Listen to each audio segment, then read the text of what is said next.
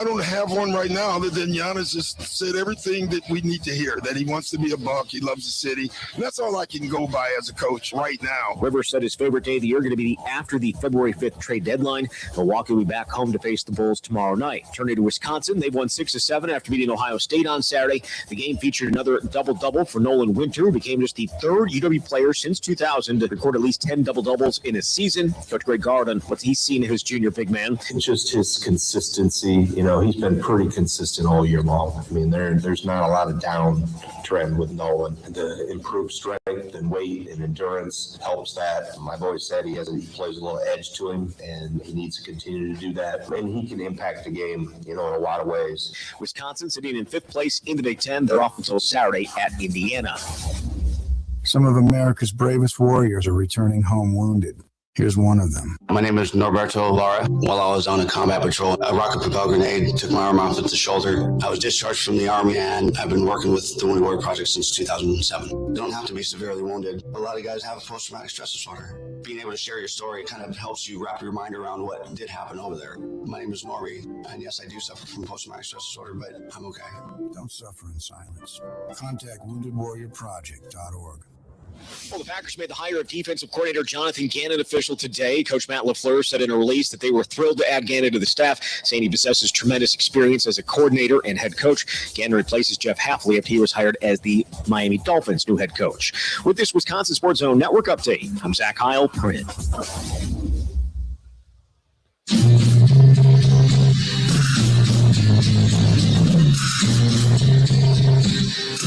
Good evening and welcome to Live at Radio Row, day one here in San Francisco. I keep trying to remember what time it is. I have lost my tether to reality in both Central and Pacific time. So I'm just kind of walking in between the walls out here. Bill's show was excellent earlier today. Some great guests, including Nick Costos. I have a cut or two to play from that interview as the show continues. And we move through the next 2 hours because I just thought he was great and had some really good commentary on Matt LaFleur. I'm starting to think that the only... I don't want to say good, because I think we have lots of good conversations, and Bill does too, about Matt LaFleur. But I think we have been probably walking and talking in circles regarding Matt LaFleur and the job that he's done with the Packers, because we've had the conversation so many times about whether or not he should continue to be the Packers head coach, whether or not the Packers made the right choice, keeping him as the Packers head coach. So when you get outside our little bubble, outside our little Wisconsin bubble, I think you can get some really good analysis. So we're going to continue that tonight. I'll mix in a comment or two from Nick Costos, who was on with Bill earlier today, and two guests tonight from Sumer Sports, including Sam Bruchhaus, who I love, and we have on the show a good amount. I love having him in person with us at the table in about an hour at 4:35, and then his cohort, Shawn Syed, who's also a Sumer, really, really sharp. We'll have him on at 5 o'clock, and lots of things to discuss with the Packers, including their head coach and their new defensive coordinator and things that have taken place so far this offseason, although it's not even the offseason yet. The Super Bowl is coming up on Sunday. But we'll talk to those two guests as the show continues on, as well as I think this is a really compelling Super Bowl, the Seahawks and the Patriots. I know it's a rematch, and sometimes rematches lose a little bit of their luster, but it's been, over 10 years since we've seen this matchup. And as long as it's not, if it's not 49ers, Eagles, Chiefs, I'm content. So I think this is a great game, and certainly plenty of things to talk about. So we'll talk about that matchup tonight, as well as some Packers things. So thank you for being here. Thanks to Flipside Pub and Grill on the north side of La Crosse. They sponsor the show, and they've sent us to spring training.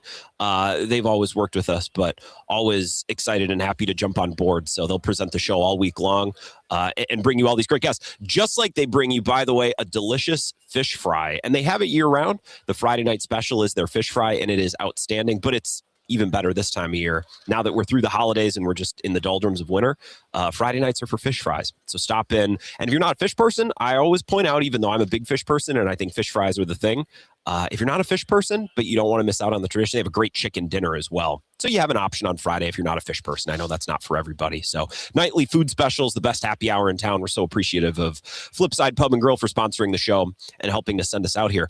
I think the theme of the week and the story of the week, even if you're not a Packers person, even if you're from Florida or Boston or Nashville or wherever, if you talk about Super Bowl storylines, certainly the quarterbacks are really compelling.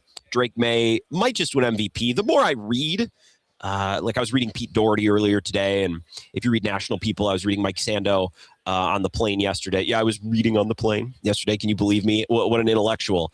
The more I read people, it just seems like it's public opinion, shared public opinion, that Drake May is going to get second in the MVP voting to Matthew Stafford.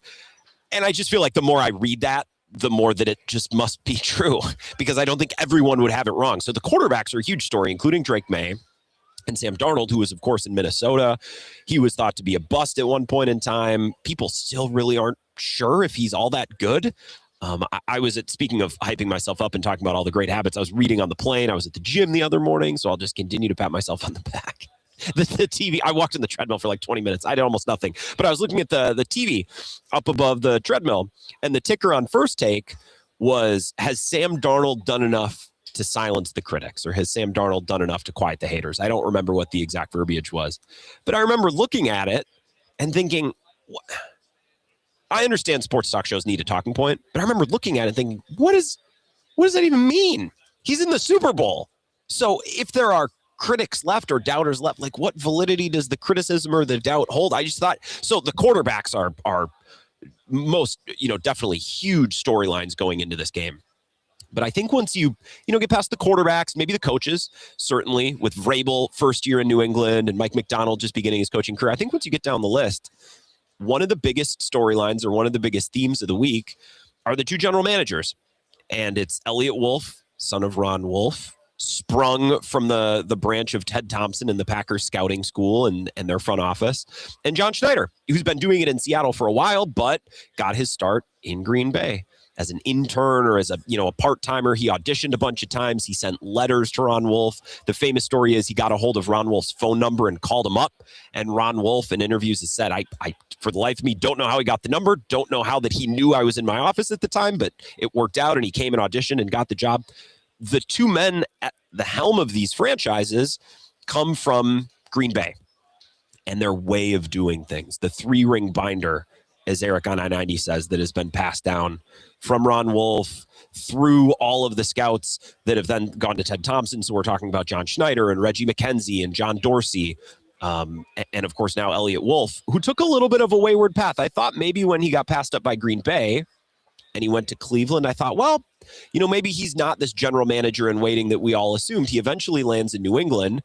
And there's some question, even Pete Doherty cited this in his story at Packers News today, like there's still some question of exactly who's the trigger man and who has final say in New England. But, depending on who you read, Elliot Wolf is, yes, he is the general manager. It's not Mike Vrabel and Rand Carthen and the personnel that was brought over when he signed on in New England. The two general managers are Packers guys. And I just think that's so juicy for us Packers fans who feel as though we've had good teams. And we've had teams that had great cracks at the Super Bowl. I would even go so far as to say they had teams that should have been in the Super Bowl. I think most notably the year against the Buccaneers. Like that's just a team that should have been in the Super Bowl. They were at home. Aaron Rodgers playing at one of the highest levels we'd ever seen. It was an MVP year. Davante Adams probably playing at a Hall of Fame level. And I was actually talking with Zach Heilprin about this last week. You could probably make the argument that Davante Adams is the best Packers wide receiver this century. They've certainly had some good ones, right? With Greg Jennings and Driver to a lesser degree, but Driver was good. Jordy Nelson, who was, playing the position in 2014 specifically at about as high of a level as I've ever seen. And I think you can make the case that Davante Adams is better than all of them and playing at the top of his game in 2020, 2021. And they came up short against the Buccaneers at home. And then in 2022 against the Niners, right, losing at home in the divisional round in the snow when the defense didn't surrender a touchdown. So I think Packers fans, it's a little bit of a bitter pill to swallow because we've had great quarterback play, great teams that have come up short of the Super Bowl. And now we look around the league and John Schneider's doing it again. A guy who realistically was never really going to be the general manager in Green Bay. Now, when Ted Thompson stepped down or when he was relieved of when his tenure ended, I don't know exactly what language you want to use, but when his tenure ended, John Schneider was thought to be possibly, in consideration in Seattle, if you'll remember, and I had to look this up and kind of refamiliarize myself with the story. Seattle blocked it because it was a lateral move, right? It's not like he was scouting in Seattle at the time. The dude had been the general manager. And I'm sure the Packers wanted to interview him. And I don't remember if he was their preferred candidate or their number one guy, but Seattle blocked it. And once that happened, it kind of became clear that John Schneider was never coming back to Green Bay. Now, Elliott Wolf, we thought maybe, and a lot of people just assumed when they did that search in, that had been 2017, 2018, that Wolf would be the guy. He bounces around, goes to Cleveland, now in New England, and they're in the Super Bowl. And I wish, as a sports talk show host, I wish that there were more parallels in the path of John Schneider and Elliott Wolf. And I wish I could draw more parallels between the ways that they've built the two teams. Like, I wish you could look at New England and Seattle and say, well, here's what John Schneider did in Seattle. And you can find a very similar thing that was done in New England. And here's something that Elliott Wolf did in the draft. And you can see, well, that's something that John Schneider did. I don't know that there are a ton of parallels. Now, if you were to talk to a scout, maybe they would say, well, the Patriots signed Milton Williams, and very similar to some of the players that Seattle's identified. You'd have to maybe get into the really nitty gritty to find parallels. I wish there were more parallels, because it would make for better talk radio, because I could look at these two guys and say, here's the thread that connects. Here's the themes between these two general managers. But I think the paths have been very different. John Schneider doing it with another coach and another quarterback. And I just think the way that they went from Russell Wilson, Pete Carroll, to Geno Smith, and then to Mike Macdonald. And I've talked about this on the show before. I think it's so interesting and engaging and entertaining. I love when general managers do things against the grain. And I love when general managers do things that make talking heads go, well, that doesn't make any sense. That's stupid. That's silly. I like Mina Kimes a lot. I think she's great at her job.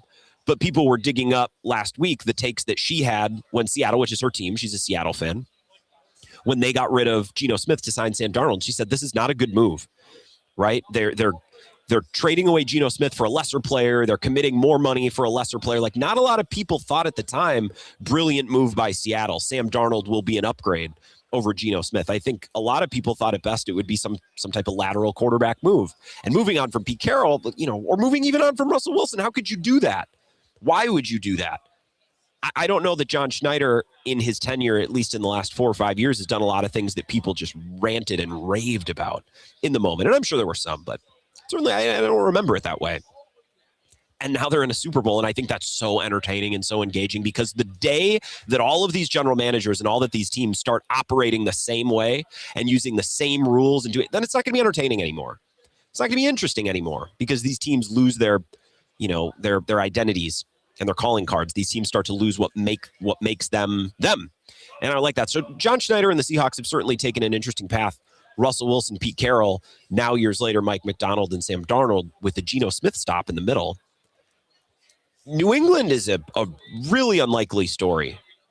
Seattle, I wouldn't have bet on Seattle to make the Super Bowl at the beginning of the year. But, 5-6 games in, you could look at them and say, yeah, some things break their way. Could certainly work out. I could see that team being a player in the postseason, most notably because how many times did we do buy or sell on Bill's show, or how many times did we do power rankings, whatever segment, and we couldn't really decide on which team is the most elite. I think most of the year we're like, okay, Rams, maybe. Buccaneers early on, like maybe. We thought the Packers certainly early on. But I think the NFC was a conference that we never really got figured out. And Seattle looked impressive, and that defense is legit, and their home field advantage is awesome. And, Sam Darnold, they had plenty of games where they stomped opponents. It's not like they snuck out a bunch of wins. There were games where they were up, 28-6, 31-10, where they would pour it on a team. So Seattle certainly flexed their muscles a lot. New England, they notably, very famously, if you follow any Patriots coverage or any NFL coverage that's featured the Patriots, had one of the easier paths to the Super Bowl this century. They played one team that finished the year over 500. They beat one team that finished the year over 500, and that was the Buffalo Bills, right? And that was on, I believe, Thursday night, or maybe it was Sunday Night Football earlier on in the year, with Borregales, the kicker, hitting that bomb at the end outside. It wasn't snowing or raining, but it was a close win. New England played a lot of teams that are changing quarterbacks, changing coaches, changing general managers. And then in the playoffs, I think I talked about this last week too.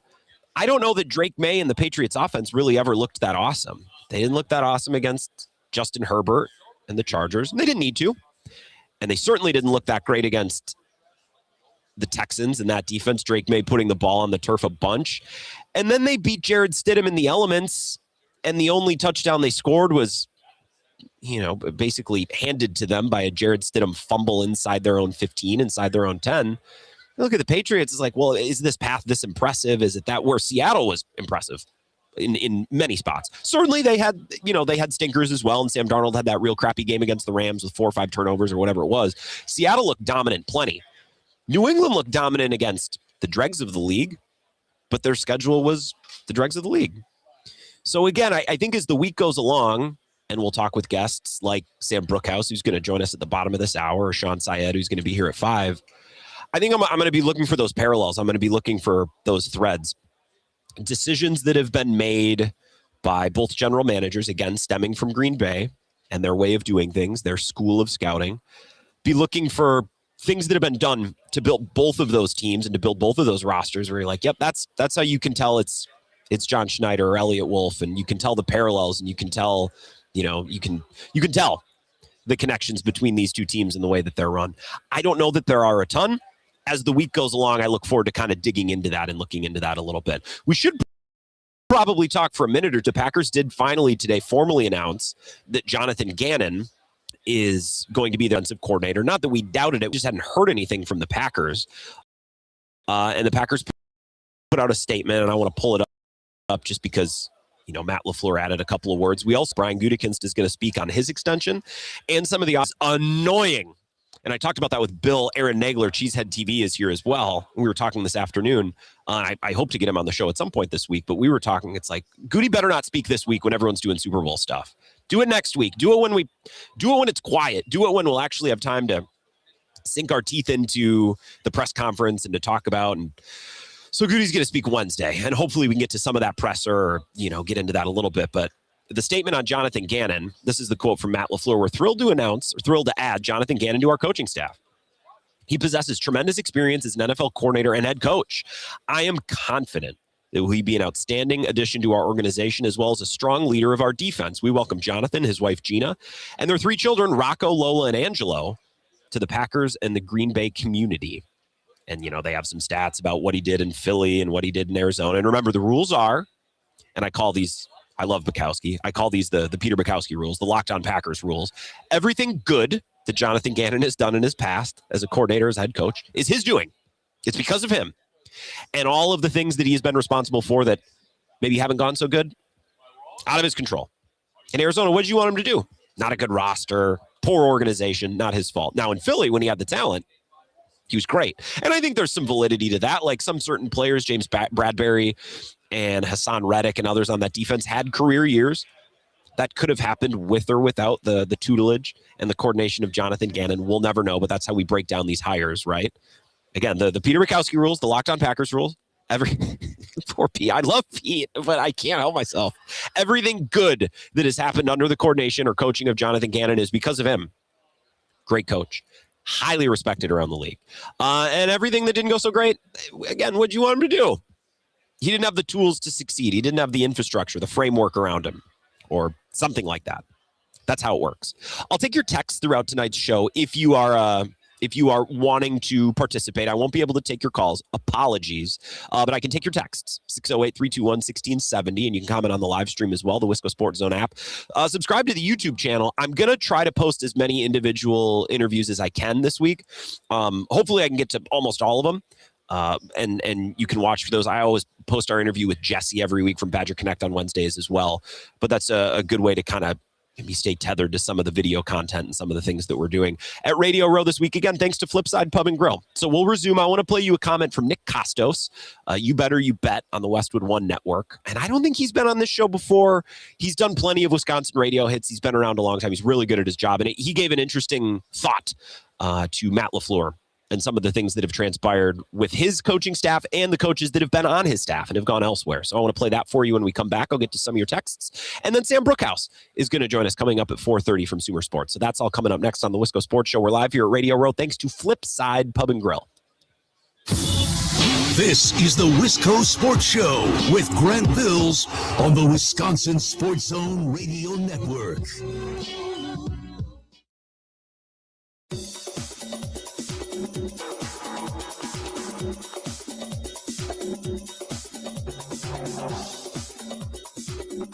The Wisco Sports Show will resume in 3 minutes.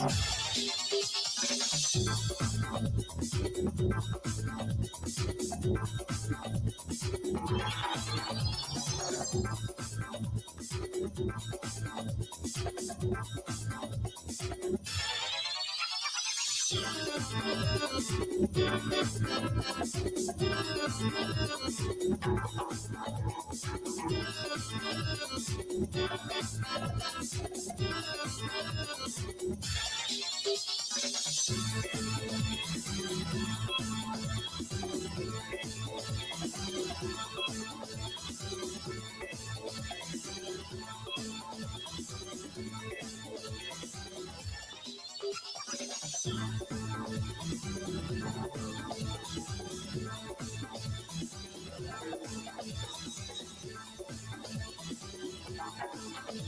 Wisco Sports Show will resume in 2 minutes.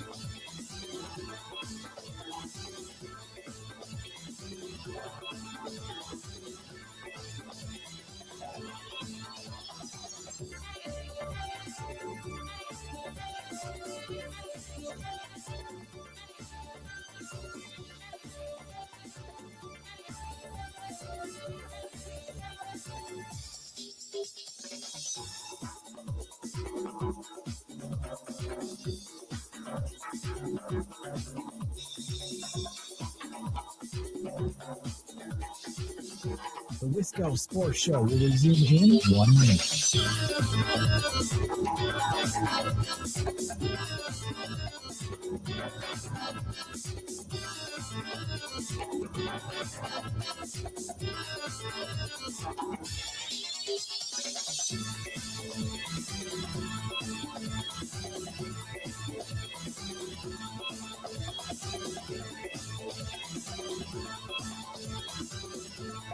The Wisco Sports Show will resume in 30 seconds.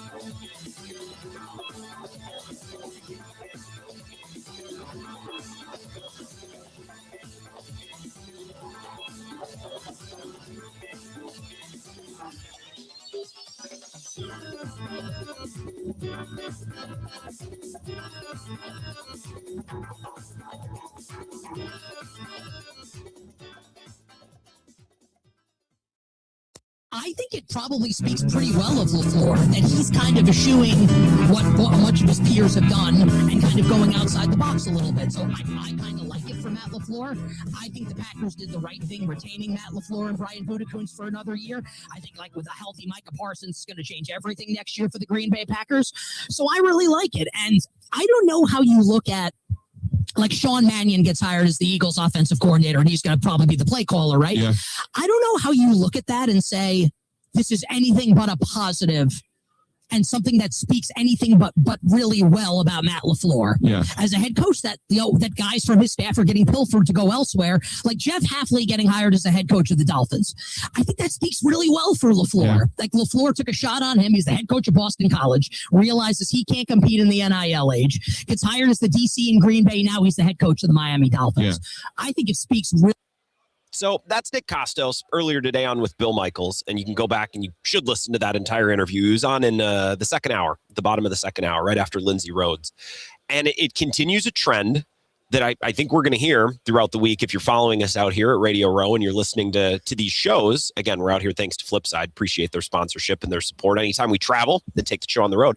I think it's a trend you're going to notice as we talk to football people outside of Wisconsin and outside of our frame of reference. You're going to hear themes about how Matt LaFleur is pretty darn good and he hires pretty good coaches. And the fact that his staff is getting hired away speaks highly of him. And he's a great player and all these things. Like, and I don't know what to do with that. I wish I did, because we get so many complaints about Matt LaFleur. And we get so many, and I think so many of them are valid. I really wish that I could come on the air every day and, talk about how Matt LaFleur is really great and you are all wrong for criticizing, and the things that the reasons that the Packers have come up short have nothing to do with him. And I don't know that I believe it, because I think so many of the criticisms are valid, and I think so many of the complaints are valid. But it's interesting. Like, again, I played that sound from Nick Costos. We're going to talk with Sam Bruchhaus coming up here in about 5 minutes. This will be a short segment, and I apologize because I rambled too early in the first one or too long. I think so many of the Matt LaFleur criticisms are valid, but yet we go outside our little Wisconsin pool, and so many people want to talk about how good he is and how his staff is great and all these things. So we announced and we went over the Packers announcement of Jonathan Gannon as DC. We'll get into that. We'll talk about some of the other changes to the staff. And I want to talk about the Super Bowl because we can only talk about Matt LaFleur so much. Apologies. We're going to go right back to break so we can get to Sam Bruchhaus, and we're not making him wait, and we can take advantage of his time. Again, thanks to Flipside Pub and Grill. Hit up their fish fry. Make it a plan on Friday night. Start Super Bowl weekend there. And again, if you're not a fish person, they do a great chicken dinner as well for the same price. That's their Friday night special. It's the best happy hour in town. They're a great friend of the show. We look forward to being back there for a broadcast very, very soon. But this week, they have us out in San Francisco at Radio Row. Sorry about the short segment. We'll be right back. Lots of time with Sam Bruchhaus, Sumer Sports. We'll talk Packers and get ready for the Super Bowl. This is the Wisco Sports Show with Grant Bills on the Wisconsin Sports Zone Radio Network.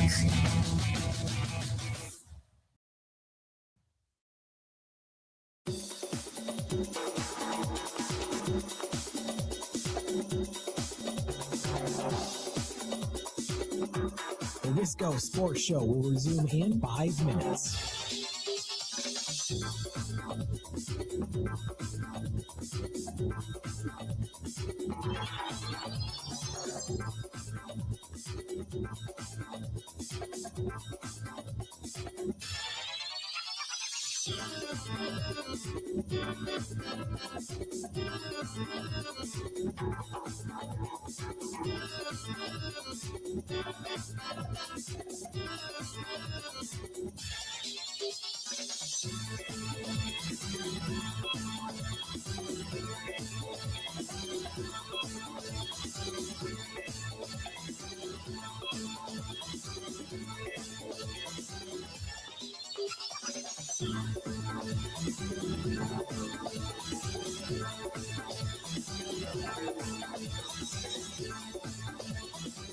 The Wisco Sports Show will resume in 4 minutes.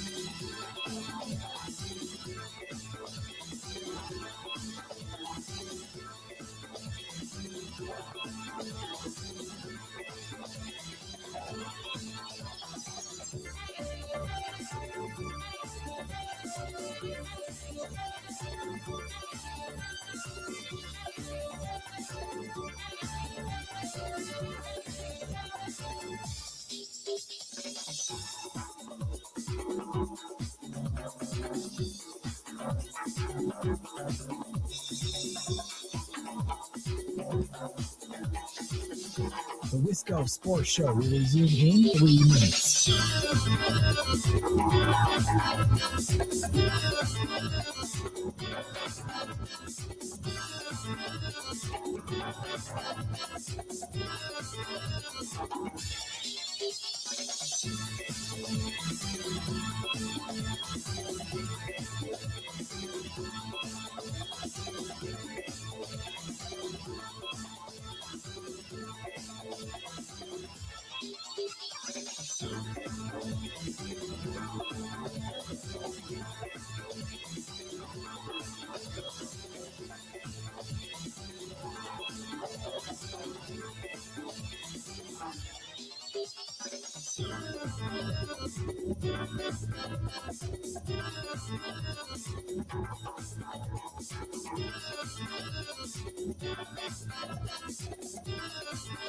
The Wisco Sports Show will resume in 2 minutes.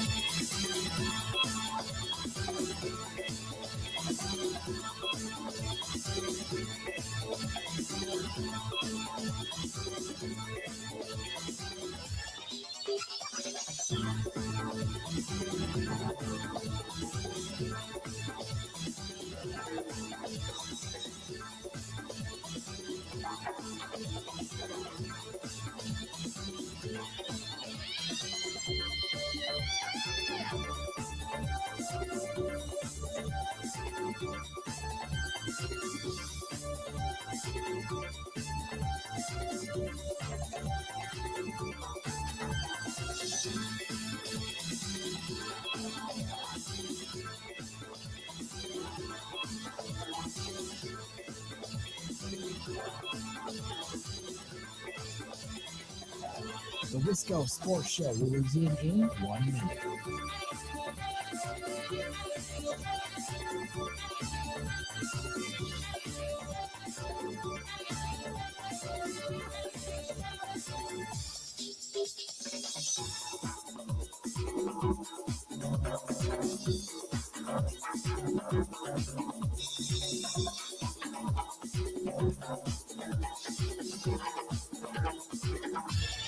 The Wisco Sports Show will resume in 30 seconds.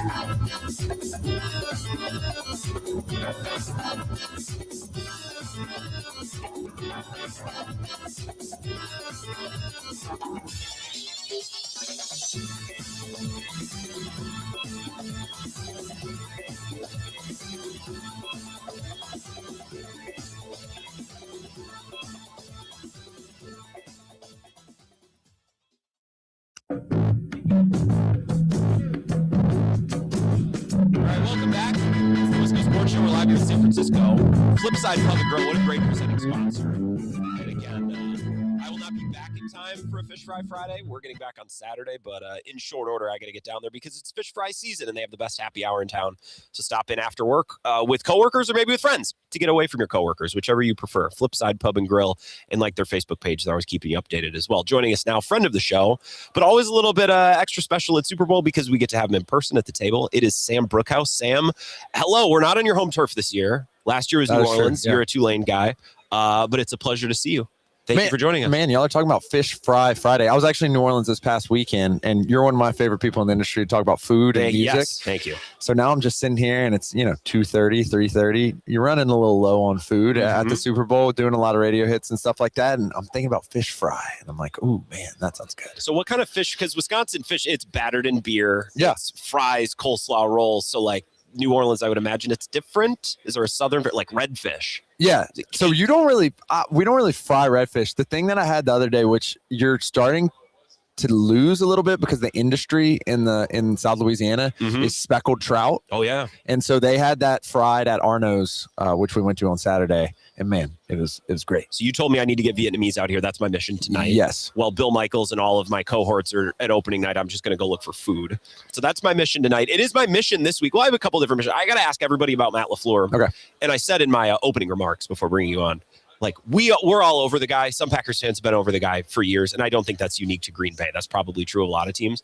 But then I talk to people who are outside of Wisconsin, and they're like, "You guys are nuts." Or like, hold on, pump the brakes. Nick Costos was on this morning telling us, but like, no, I think he's great. He's built a good staff. So, what do you view of Matt LaFleur getting an extension after their season ends, 5 losses in a row, and then a big blown lead in the playoffs? I think the amount that you can evaluate what a coach does is probably not over 50% of everything they do. Okay. But on the things that you can evaluate Matt LaFleur on, I think it goes as follows. Number one, you got to look at their ability to make defenses uncomfortable or offenses uncomfortable or the other team uncomfortable. I think he's shown an ability to do that, whether that's on the offensive side of the ball, which is his forte, mixing up personnel. I mean, we saw him be able to make defenses uncomfortable with Malik Willis in at quarterback and completely changing elements of the offense. And so I think he's frankly probably one of the top 5 guys at making defenses uncomfortable. You look on the other side of the ball, it's been a defense that has forced turnovers regardless of who the defense coordinator is. So I do think you have to say, in terms of making the other team uncomfortable, teams don't want to play Matt LaFleur. Okay. Then you go on to the next thing, which is, are you getting the most out of your players? And I seem to say yes. I mean, like, I think this is probably the best when they drafted Jordan Love that they could expect. I think you get guys like Josh Jacobs back in the building, coming from the Raiders. He has a career year that he's made the most out of the offensive line. No superstar wide receiver, but still a productive offense. On the defensive side of the ball, you got guys like Xavier McKinney and Evan Williams who come from different places, but for the most part, the defensive guys are producing. And Edge Cooper, for example, a guy who was highly touted and one of the first drafted linebackers, ends up being a guy who is in consideration for the Pro Bowl this year. So I think he gets the most out of his players. The thing that holds LaFleur back, in my opinion, is the game management stuff. Okay. And basically he slams the brakes on and gets really conservative very early. We've seen this with coaches in particular offensive coaches before. I mean, like as a Saints fan, Sean Payton in the mid to late 2000s, early 2010s would do this all the time. And then when they kind of had a more defensive approach, they would still kind of ramp it up. But I think that is the one thing that if you want to hammer him on, that's the thing. The good thing is that can be improved in a way that, making defenses and offenses of the other team uncomfortable and developing players cannot. So I'm glad that you brought that up at the end, because my next question was going to be, I feel like there's been it's trendy over the last couple of weeks to criticize head coaches that are play callers, offensive play callers. They're so buried in their play sheet. They're so caught up. I saw Dominique Foxworth this last week basically point out, like, as a head coach, you can outsource play calling, right? Like you can pass that along. Now that comes with some inconsistencies and you're relying on personnel, but what do you think of, Shanahan, McVay, LaFleur, these guys who are highly touted, great play callers, but like, do you feel that limits them being a big picture head coach of the entire football team? I mean, like, let's think about it. I hate to put this in terms of wrestling, but like, it's fine. I was on a shoot, the Equation coming out February 12th. You get that out on Sumer Sports, hosted by Big E, who is a literal WWE champion wrestler. And he talked about how you can't really plan. Everyone thinks that wrestling is choreographed and is planned, but you can't really plan it because you're on live television with a live crowd who will do who knows what. Yep. And so you go out there and you kind of have a time, you have a couple beats, but you got to improvise pretty much everything. And that's the case of the offensive play caller. And so I'd actually say you shouldn't outsource offensive play calling if you know you're good at that. What you can prepare for in the beginning of the week is you can prepare for every scenario, put it on a spreadsheet and say, hey, this is what we're going to do if this timeout, like with this timeout, if we get in this scenario. Sure. So I actually think what the Cleveland Browns actually did, very underrated move here, but they brought in an analytics guy from the Ravens with Todd Monken, who is now the assistant head coach.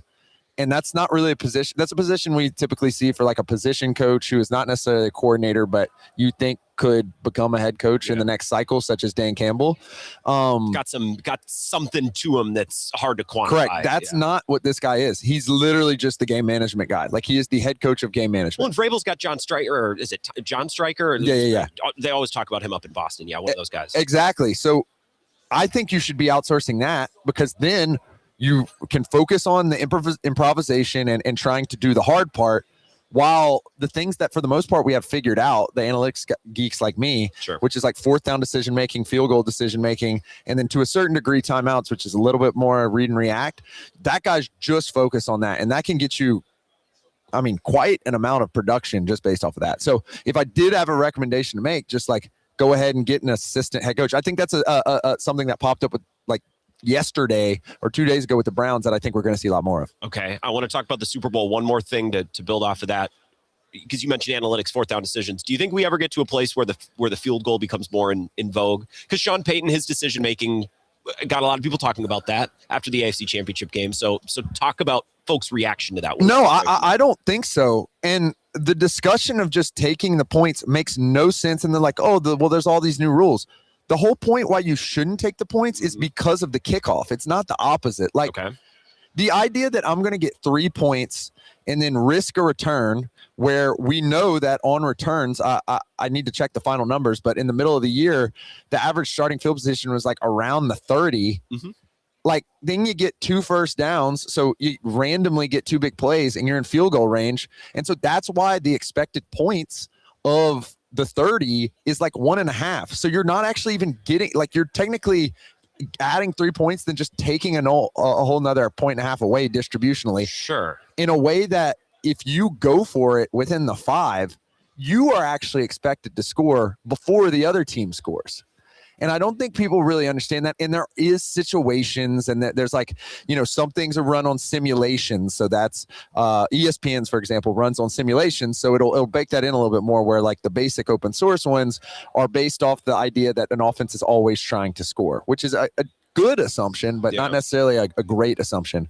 But the idea that it's going to switch is insane to me, because there's very minute points that typically have to do with, the difference between 25 seconds and 18 seconds, or the difference between 7 points and 6 points of a team trying to score, or it's really like 3 or 5 points or something like that. Those minute ones may switch, but like the core crux of the idea that in the second quarter you shouldn't go for it, I think makes no sense in the data right So now. you think Sean Payton did the right thing? 100%, yeah. Interesting. Backup quarterback conditions on that doesn't do anything for you? That's the whole point to go for it, because you're not going to be able to get in that position again. It's not really my opinion. I think it's based on the modeling and it's based off the data. Like, the whole point is you're already in a standpoint where you can add win probability in a way that you likely will not be able to later on. Okay. Sam Bruchhaus here. I'm not even disagreeing. I just, that situation specifically, backup quarterback conditions, I think that really got everybody going. It made for good conversation, which I appreciate, if nothing else. Sam Bruchhaus is here, Sumer Sports. What is the number one reason the Seahawks are in the Super Bowl, in your opinion? The defense, by far. And if you want me to boil it down, it's because of Mike Macdonald. Mike Macdonald, what I think people don't realize is Mike Macdonald has invented a whole new way to teach defense. Okay. And that's why they can trot out nickel every single play, or even dime, and no one knows where the pressure is coming from. No one knows what coverages they're running. No one knows how the coverage is going to break down. And as a result, they've basically been able to shut down the run and the pass with the same personnel and different looks. They're not matching. I've heard a lot of people say you don't need to match. Greg Olson tweets about this. I don't understand it, but that seems to echo what you're saying. So the idea, and Mike Macdonald's a big proponent of this, and you can go back and find interviews basically anytime he's done interviews across his career where he talks about this, is the idea that what you're trying to do is not match the players, you're trying to match the space. So on 1st and 10, your goal is not to stop the two tight ends from blocking really well. Your goal is to stop them from getting 4 to 5 yards. Okay. And so if you think that the best way to stop the team from getting 4 to 5 yards is to play a lighter box and protect against the pass, which is 80% of the time what Mike Macdonald comes to the opinion of, then you should do that. And I think teams have lost this, particularly as offenses, including the Seahawks, have started to run 12 and 21 personnel, meaning 2 tight ends or 2 fullbacks or whatever, and they just match, and then they get shredded by Jackson Smith and Jigba because there's not enough athletic people in the middle to cover him, or you're leaving a corner one-on-one. They're too worried about being beefed up because that's what the offense seems they're trying to do. Precisely. And that's another element. So the one reason they are in the Super Bowl certified is Mike Macdonald. The second reason is Jackson Smith and Jigba. Yeah, he's that good. Yeah, I mean, you look at our data, and we talked about this earlier on in the year where we're like, Josh Jacobs actually is not playing that bad. It's really like the offensive line that is struggling, and it was showing up in our data in a way that it very, very rarely does. We find that Jackson Smith and Jigba is just that good, and like the rest of the offense is not exactly fantastic, including Sam Darnold, but his ability to separate, which is basically a perfect 10 on our scale, his ability to create yards, his ability to run routes is all at a level that we've seen maybe 3 or 4 guys get to in the last 5 years, which is Puka Nacua basically every year and Tyreek Hill once out of the last 2-3 years. So those are the 2 main reasons that I would highlight for sure. Okay. What's the number one lesson every other team should learn from the New England Patriots this season? Man, that's a good one. Because unique circumstances for sure. They had, with the schedule or the coach that just got there, the quarterback who seems to be peaking, but not every team's looking for a coach or drafting a quarterback. So what can other teams take away? Yeah, I mean, the lesson is it's tough to take away a lesson because let's go through the breaks that they really got, right? I'm with you. If there's a lesson, it's like draft a quarterback and develop him, which is like duh. Yeah, everyone's trying. But I'm trying, Jennifer. Yeah, let's realistically think about this. Let's start with the offensive line because I think that's both the reason why they're here and the biggest question mark. They go out and they move Micah Gwingu from the tackle position to the guard position. We had data that indicated that was going to be a great decision, which it was. They add Morgan Moses, an aging tackle who had a good year with the Jets last year as the tackle. They fill in the left side with Will Campbell, highly drafted left tackle, and Jared Wilson, who was also well touted, but not necessarily like a first-round guard. And it just kind of worked, and they were able to scheme around it. Okay. And so, that's a big bet. You look at the wide receiver position. They came in with Kayshon Boutte, who didn't necessarily play super well throughout his career. They go get a hurt Stephon Diggs, and those are their pass catchers. Not necessarily the best there. They draft a running back. It's worked out mildly as the season has gone on. He can't flesh out well analytically. It seems like yards over expected or making it doesn't seem to be. When there's a hole, he's great, and if not, it doesn't seem like it works. Right, exactly. And that's why we've seen Ramondre still get snaps. So it's like the offense you just highlight. It's like, okay, Drake May's good. And marginally everything else worked out. You look at the defense, and I do think there's elements that they learned, which is like, number one, you can go get a pass rushing defensive tackle in a way that you can't really get an edge. So like Milton Williams was available, and they devoted a ton of resources to him, and they overpaid him. He's basically won 2 games for them now in the playoffs. And frankly, like, you think of the value they actually got on the season from him, given he struggled with injury, probably was not up to his pay grade, but they went and got a defensive tackle to go across from Barmore. They went and got Robert Spillane at the linebacker position, who was another guy who our data really liked. And he ends up at the linebacker position really working out. But it just all kind of worked, but the highlight is Drake May. So I don't really know if there's like a team building lesson to take away, really. I think for the Packers, just watching was like, when you get to play the Browns, beat the Browns. You know, when you get to play the Titans, and that's, you know, the Packers lost to the Panthers and the Browns. And the Panthers were fine. But like, when you have an opportunity to win 14 games and host playoff games, you have to do that thing. Like, don't squander that opportunity. 100%. Well, here's what I'll say. Lesson from both of these teams, particularly in the playoffs. Care about special teams. Oh my God, you're talking to the right person. Exactly. That's what I'm saying. And the national championship game. Look at what happened in Indiana too. Like, we've just been shown so many times. Yeah. And I'm surprised that Jay Harbaugh in Seattle has not gotten more head coach looks. Okay. Because this is a team that struggled on offense in the second half of the season, and then, I mean, like, the defense didn't look that great against the Rams. The reason why they the reason why they were in the first game and the reason why they won the second 2 games is not because Sam Darnold had a great game. It's not because Jackson Smith and Jigba went crazy. He does that every game. It's because they had substantially better special teams than the Rams. Yeah. And that's the Shanahan trees thing. It's why they beat the 49ers too. So it's just like, I care about special teams. It's so important. I was looking at EPA for special teams the last 5 years, including playoffs, and it was trending. It was Shanahan was bad, and then LaFleur and McVay were like horrendously, like those 3 at the bottom by a mile. And I don't really know why. Maybe that goes back to, you know, they're the offensive play callers, head buried in the play sheet. I don't want to worry about it. I don't know. Well, we talked about going for it on 4th and the element of the kickoff. That changed the face of the last 2 Rams and Seahawks games in a way that I have not seen anyone talk about.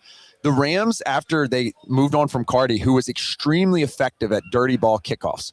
So they basically stayed in a game against the Eagles early on this year where Stafford didn't necessarily play very well because they were pinning them at like the 15 and the returners literally could not catch the ball. Yeah. Then when they move on from Cardi, they're just like, okay, we're just going to kick it out of the back of the end zone. Well, the Seahawks get the ball at the 35 every single time. If they have Jackson Smith and Jigba, who is averaging basically half of a first down every route, if he runs 4 routes, you're going to get a first down. So if you get eight passing plays, and really it's less so because this is like, you know, shake of the dice. So let's say you get 5 passing plays and they completely shut down any running plays, you're in field goal range. Yeah.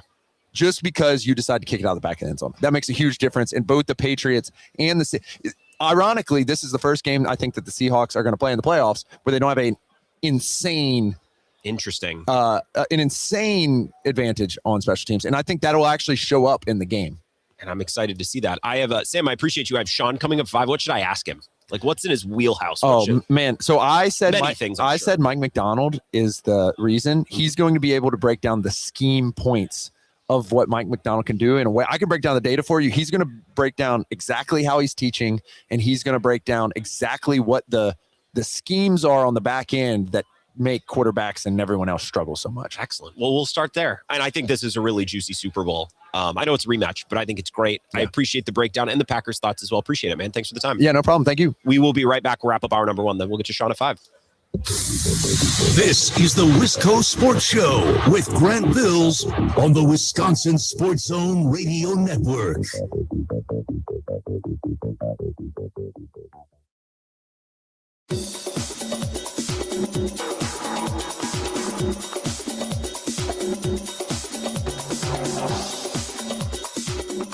The Wisco Sports Show will resume in 3 minutes.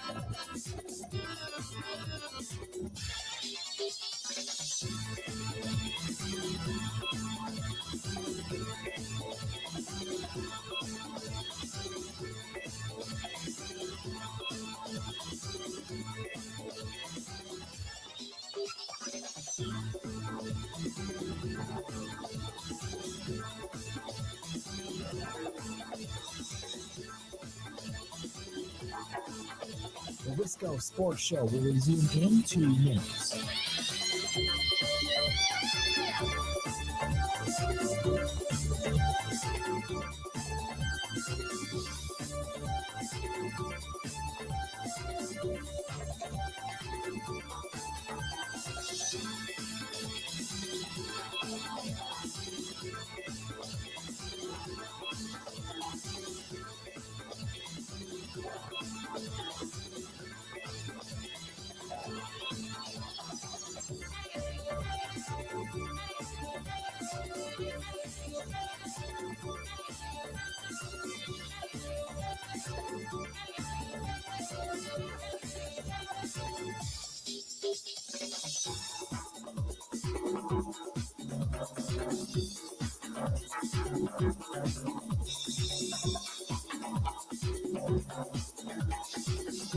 The Wisco Sports Show will resume in 1 minute.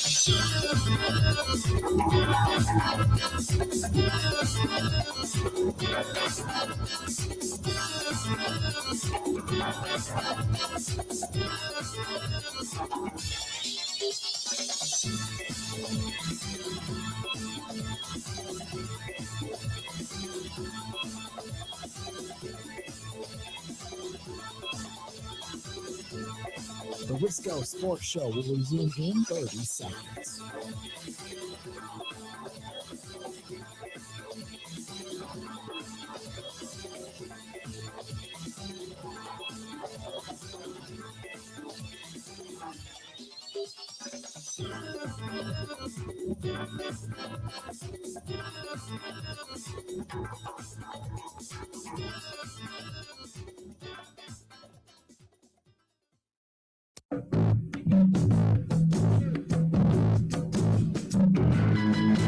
Welcome back. The Wisco Sports Show. We're live here in San Francisco at the Moscone Convention Center. It doesn't matter. We're in a big building with lots of other radio shows. So I appreciate you joining me. Appreciative of Flipside Pub and Grill, our presenting sponsor this week, for bringing you the show and bringing you some great guests. I love Sam Bruchhaus. I could just throw questions at him for hours. Shawn Syed, one of his cohorts at Sumer Sports, going to join us at 5. And I crowdsourced my first question to Sam. We're going to talk more about Mike McDonald. A couple of early thoughts on this game, and we're going to dig into it, get to it from all different angles this week. So we'll talk more Patriots, more Seahawks, and try to get, that's part of the reason coming to Super Bowl. It's fun to come out here. You get to see cool things. You get to see cool people. But truly, the last 2 years as I've been out here with Bill, it really does feel like when I sit down to watch the Super Bowl on Sunday, I'm like, okay, I'm ready for this thing. I know what I'm watching for. It really has enhanced the viewing experience, which is why last year sucked so much balls, because it's like, oh, it's not even a game. It's just over. So why did we spend a whole week talking? Why did we spend a whole week talking about it again? My preliminary thoughts, and I think Bill and I gave our picks on the huddle last week, which seemed a little silly, but it's the huddle. Got to make picks. I think Seattle's going to win this game. I think they will win it by more points instead of fewer. I picked them to cover. Nick Kostos gave a breakdown of this to Bill earlier, and basically the shape of it was he thinks that Seattle is going to jump out to a significant lead, and the real question is whether or not Drake May will be able to lead his team passing with the ball in his hands, trailing, to score a touchdown or two late to make it close or to cover. I would tend to agree. I've watched Seattle a bunch, as you have. We all watch all these games. I just don't know where New England is better than Seattle other than quarterback. And let's be real, Drake May hasn't exactly looked like a stud this postseason. Now, he's played some tricky defenses, don't get me wrong, playing the Chargers, the Texans, and the Broncos. Those are 3 no-joke defenses. But, hey, man, I've watched some good offenses move the ball on the Broncos. The Packers moved the ball. Matt LaFleur shook his ass up and down the field for the first 2.5 quarters of that game, and then the franchise got hurt, and Christian Watson almost died on the field, and then the season went down the tubes. But I've watched good teams, good offenses go into Denver and move the ball. The Patriots did not. I don't think the Patriots have great wide receivers. I think they're fine. When they go against sticky physical defenses that can play man coverage, I don't know that Kayshon Boutte is a man beater. I don't know that Stephon Diggs is a man beater. And Packers fans, we have experience with this, right? Like a committee of pretty good wide receivers can do damage and be very good until you go against a team with a couple of good corners and they decide, we're going to man you up. And you might beat us once or twice, but we don't think you can do it for 4 straight quarters. And then you're kind of pantsed. And that's what the Packers did last. That's what happened to the Packers last season, especially once Christian Watson went down. I don't know that the Patriots have man beaters. Their offensive line has survived. They've schemed around it, as Sam pointed out. I don't think their offensive line is great.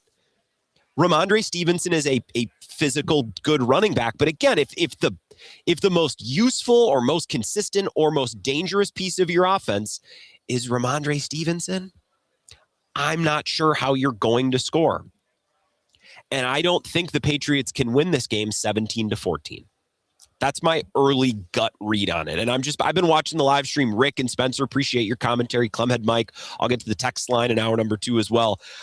A lot of people feel very Seahawky. A lot of people feel Seattle-y. And I think the Patriots had such an impressive season. I think there's lots of lessons to learn. I think the number one lesson from this Patriots team, and Sam, gave us some good angles. I think the number one lesson is when you have an easy schedule and you play a bunch of tomato cans, beat them.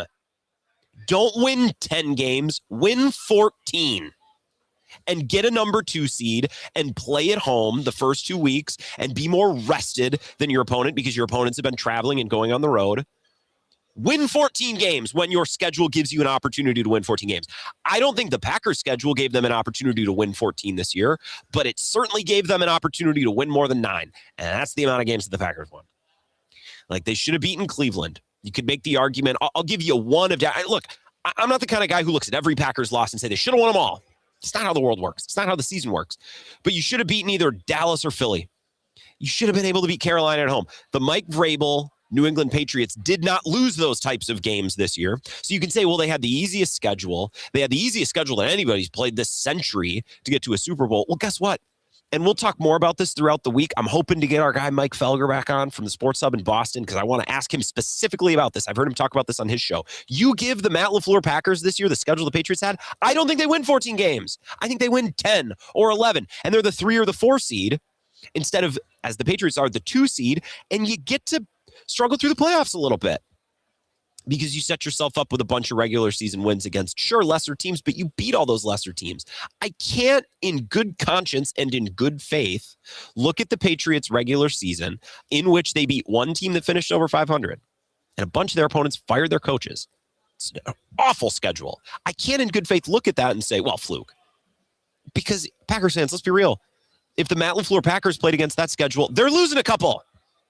They lost one of them this year, Cleveland. And I know everybody wants to say to the Packers this year, well, what do you want? Then we're going to win a Super Bowl. They lost Micah Parsons. They lost these guys for extended periods of time. What do I want? I want them to win more than 9 games. Can we start there? Everyone was healthy in Cleveland. Well, their O-line was banged up. Oh, okay. All right. And I had a little bit of a cough at the beginning of this week. But sometimes you work through little things. A banged up O-line against a really bad team, you should be able to win that game. So looking at the season the Patriots had, we can look at Seattle's roster and the work that John Schneider has done, Packers guy. I want to talk with Shawn Syed coming up about the way that Mike McDonald calls his defense. We're going to get into that. We talked about that with Sam. But I think the number one lesson with New England is when you have an easy schedule with lots of teams that you should beat them all. And I don't think the Patriots were I don't think they were a juggernaut like the Eagles a year ago, but they beat the tomato cans, man. And I just don't think the Matt LaFleur Packers have historically done that. So you're the 7 seed. Again, we're going to take a 2-minute break, get a sports update. Shawn Syed from Sumer Sports. We're going to get into the nitty gritty of the Super Bowl, but also the Packers. That's coming up next. Just 2 minutes. No need to go anywhere. Be right back.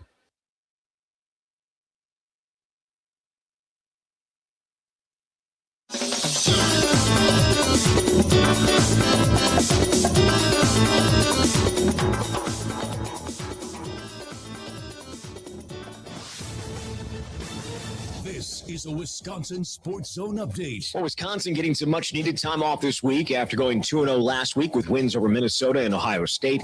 Badgers game against the Buckeyes featured a breakout effort from Austin Rapp. The transfer had struggled with his shot much of the year, but he scored 19 points in the first half, including knocking down a bunch of three-pointers.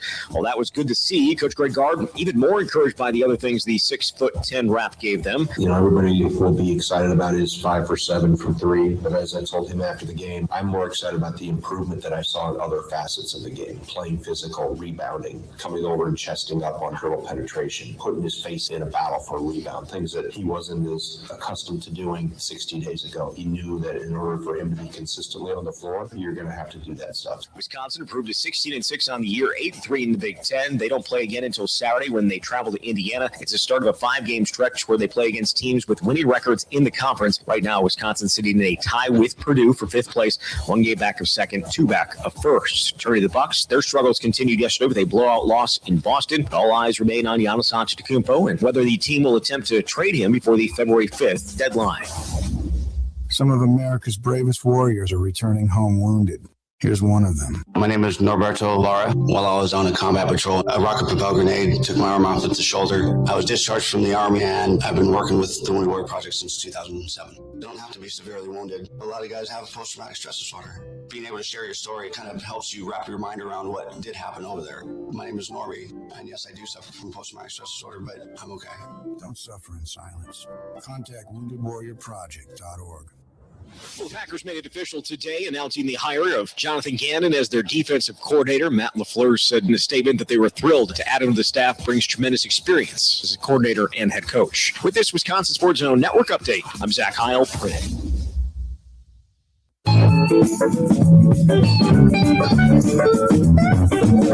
Welcome back, hour number 2. Let's get right into it. We won't waste any time. Flipside Pub and Grill, the North Side, presenting the show this week, and all of our great guests here in San Francisco at Radio Row.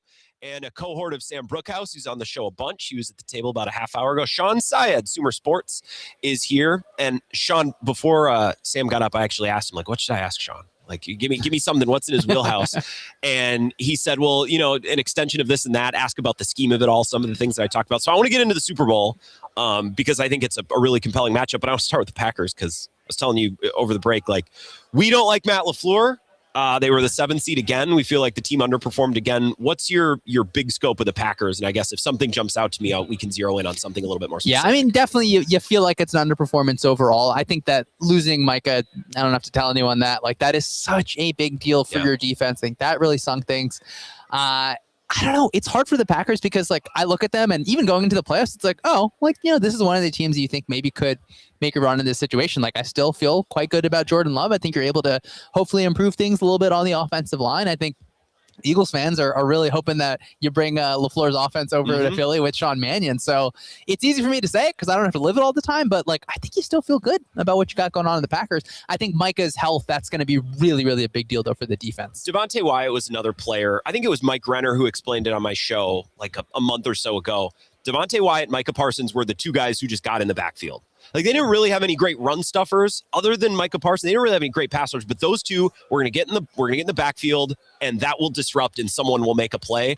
And they lost both of those guys, so I'm not here to tell you that Devontae Wyatt is some superstar, but that was he had some cool highlights. I think back to the Commanders game. He's a fun player. Yeah, it's fun, and it is a bummer because, like, there were parts during this season where it's like, wait, like the Packers defense line, obviously driven by Micah, like, this can be like the group. Yeah. And then for it to really drop off, like that is a bummer. And then you look at, okay, well, now you're going to bring in a new defensive coaching staff. So are you able to kind of develop that? And I mean, it feels like we're hopefully we don't have to talk about it again next year. I'm sure people think about it all the time with the Packers. Like, okay, well, can you get some of these guys kind of pushing forward on the defensive line? You think Gannon will be a good hire? But where do you think he will take the defense from Hafley? Because we were talking off the break again, or during the break, like, Hafley was very engaging. I think he might make a great head coach if some things fall in place for him in Miami. I don't know that his defense was earth-shattering, especially once Micah got hurt. So what do you think? Yeah, I think some of the stuff with Michael was quite fun. But so for Gannon, for me, it's interesting because it is it the Eagles defense from a few years back where it's we're 4 down, like we are vanilla ice cream, we're going to beat you with our guys rushing you? Or is it, I mean, they did some funky stuff in Arizona. And now a lot of that is Nick Rawls, who is their defensive coordinator. It wasn't all Gannon, but is Gannon able to take some of those things and kind of you get the little seasoning going on for the defense? So I think we'll find out pretty early on because you can see what the structures of the defense is going to be. A lot of it is going to feel similar to what Hafley's has done, because it's that 4-down approach. Like this is what we do. This is what we live by. This is what we die by. And so I'm very curious to see what kind of lessons Gannon has learned from his time in Arizona around a really interesting defense. And do you start to see maybe safeties using a little bit of a different way? You guys got some weapons. That's their strength, is the safeties. Right? Yeah. So how do you utilize safeties in a defense? Yeah, I think one is like, so you have those guys back. Are you pushing one down and one further back? Or like the Cardinals kind of have like a third one sort of roaming around the middle sometimes, and you're just changing like the geometry of what you have on defense. So you're making it a non-traditional look for the offense. You're being a little bit funky, but then it's like this player, he's a pass defender ostensibly, but he can also really fly down and get the run. So he's in that kind of in between, not a linebacker, not totally a safety. So it'll be interesting to see from a roster perspective. Does it have to look a little bit different to kind of fit Gannon's needs going forward? Bullard's fun. I thought that he took a step this year as just a guy who absolutely is fun. He's not like, again, I think of Sendejo or maybe Hufanga, and there might be crazy differences, just the way that my brain is organizing them. Not a guy you can build the defense around, but a guy who will come clean up on opportunities created by others. Guys? Yeah. And he doesn't hit like nobody hits like those guys, but that's just where my brain went. How do you get success from Edgerrin Cooper? Because everyone thinks he's awesome. I think he's awesome.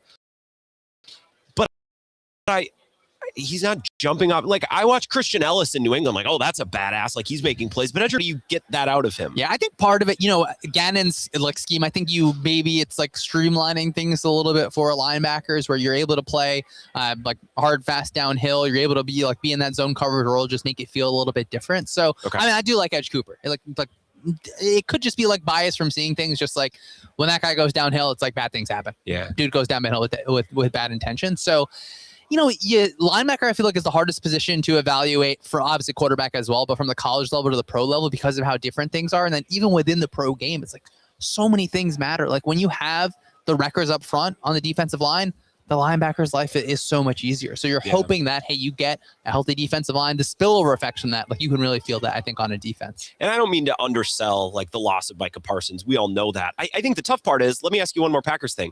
They had double-digit leads in so many of these second halves. This is a tough one. This is where I struggle because I there's lots of things that I like about LaFleur, but you can't blow that many second half double-digit leads, and you can't blame it on injuries because they were good enough to have those leads. Other than maybe Denver, like when you lose guys, like I think they were shell-shocked. But some of these other games, like tell me, how is it a team blows that many second half leads? It's tough because I could say like, oh, well, by the data, it's a small sample size, and that is not going to help anyone, right? That doesn't win you games by saying it's a small sample size. I do wonder, like when you start to look at it and say, okay, well, like the advanced metric we look at is pass rate over expected. So like in a situation where it's an even kind of situation, are you more likely to pass than run? And sometimes like you can dig deeper and say, okay, well, is this a coach or an offense or an offensive philosophy that is taking the foot off the gas a little bit? And I think you can look at some of those guys on the tree, and sometimes the numbers will kind of point to that. So it's tough because I mean, I guess I kind of love not having to be a fan of it because I don't have to like live the day to day of like, oh man, like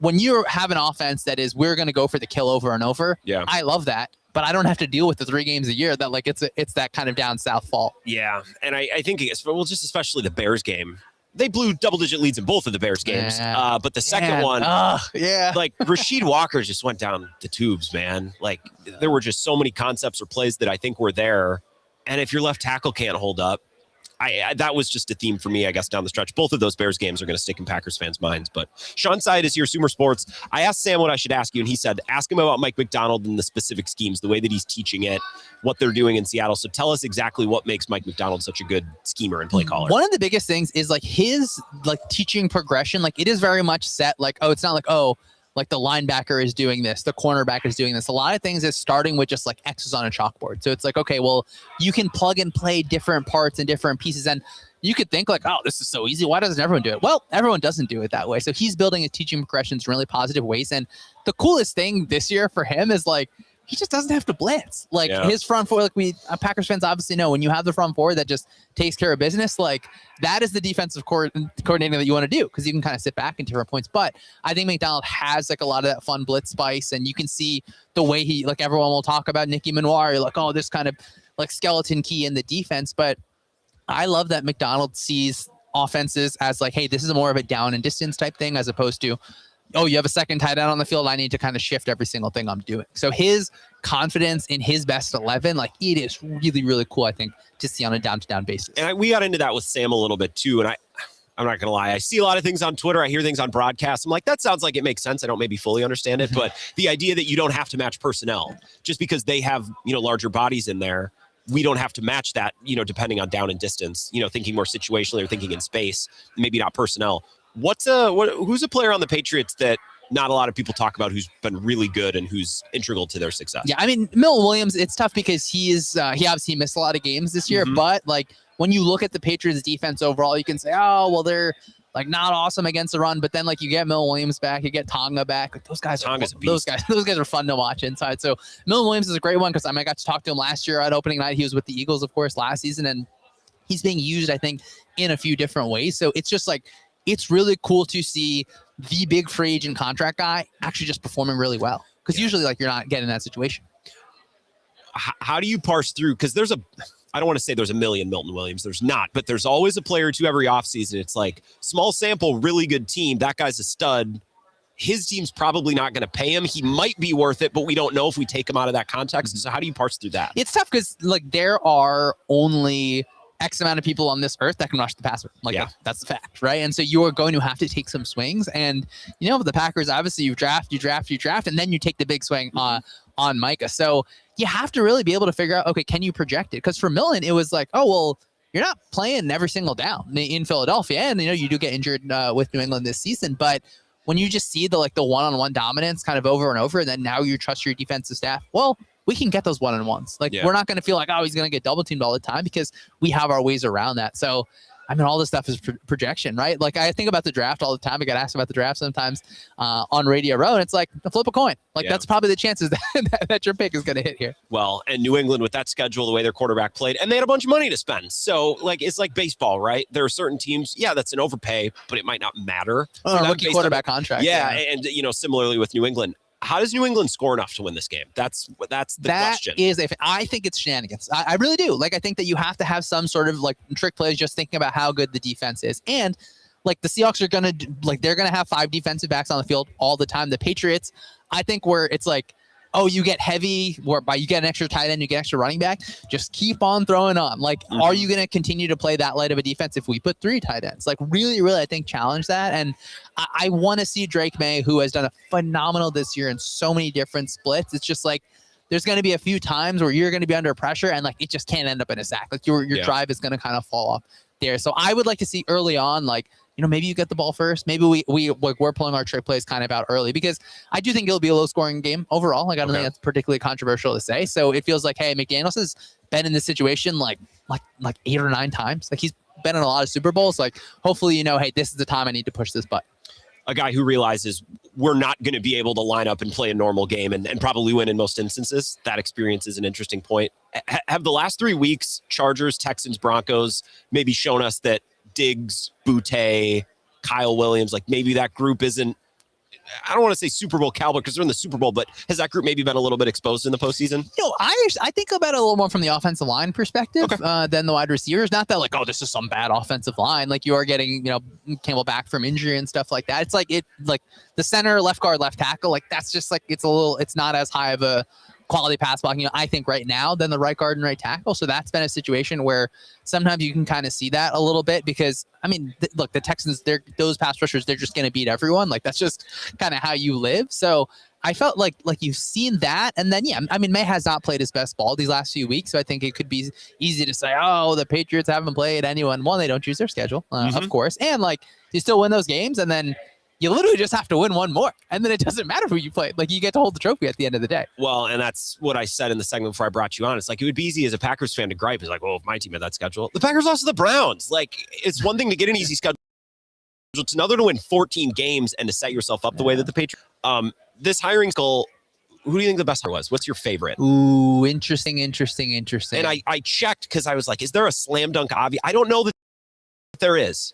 I was going to tell you, other than this guy, Minter is the clear answer to me. Okay, I think so too. And I think it's it is a little bit of my blind belief in Minter, just whatever things I've heard about him or things what I think he's going to be able to build or continue to build, I guess, because he's already been in that Ravens program. That's, I think, where I lean early. I'm I don't know. Like I always do lean towards offense, so I'm not going to pretend like I'm not biased in that direction. I'm at least intrigued by Clint Kubiak. I do think his offense had actually more ups and downs, I think, than people want to remember through the entire season. I thought his best game of his career was the last game against the Rams. So, nice time to have that on your resume. But I don't know. It's hard for me to kind of look away from Inter there. I want your thoughts on McCarthy because he's a Packers guy. An incredible story, his career up until this point, and maybe the Rodgers reunion happens. My read on it, and then I want yours. I think we all looked at the Steelers and thought they were going to operate like any other team would. It's like, well, of course, they'll get younger, they'll rebuild. And then they hired McCarthy. I'm like, why did we expect anything else? Like, they're the Steelers. They don't operate like other teams. So what did you think of that hire in their process? Let's wrap up with that. I guess that, to me, I thought that it was exactly that. They've had to do it twice where they go young, like a young guy. I thought, maybe a Chris Shula made sense in that kind of situation, or even like whatever Nate Shieldhouse from the Rams as well. And so if you're coming off a situation where you're in that kind of 9-8 type situations over and over again, and then you're getting bounced in the playoffs, to me, the first answer is not to look at someone I think Mike McCarthy guarantees you competence. And that's I think that might be the Steelers thing. Maybe that's what they were trying to do. That's kind of a bummer because, I agree. I think their fans would agree too. Yeah. It's easy for me to say swing for the fences, be the big play offense. I love that personally, but what puts people in the seats is when you make the playoffs every season, no matter what. So I'm less down on it than I think people are, but also man, this was a chance for you to really, really upend a lot of different stuff, because it feels like, are you going to be a team that is able to kind of move and advance into the real future of football? You can keep winning 9 seasons. Mike McCarthy, obviously, we all know, right? He's got a Super Bowl ring, right? I'm not going to take that away from him in any way. I think it'll be interesting to see. But now, what are you doing at the quarterback? Are you going to bring Rodgers back? Is that really kind of what you want to do? So, an interesting end there where maybe I would have hoped to go in a little bit of a different direction. I thought they would maybe do something non-Steelers-ish, but again, not surprised at all. I use Sumer all the time when we're researching stuff for the shows, the midday in the show. So how can people use what you're doing? Because you guys are adding new stuff all the time. Yeah, Sumersports.com. The best one right now is Sumersports.com/live. You'll be able to see it during the Super Bowl. It is updating after every single play. Really, the data's coming in actually before the plays are happening on your TV, but you can look really specifically this was the player that was playing this kind of coverage, and this player graded out as a really positive thing. So I really like it just as a way to kind of support what I'm viewing, because unfortunately on the TV broadcast, we don't get to see what's going on in the secondary, but we're going to be able to give you that data. You're going to be able to use that. Am I here to promote you making any bets on that? Me personally, I'm not here for that, but you take that information, use it as you will. Yeah, do what you will with it. All right, Shawn Syed, Sumer Sports. Appreciate it, man. Thank you for the time. Thank you so much. All right, we'll be right back at Radio Row. Thanks to Flipside. Don't go anywhere. This is the Wisco Sports Show with Grant Bills on the Wisconsin Sports Zone Radio Network.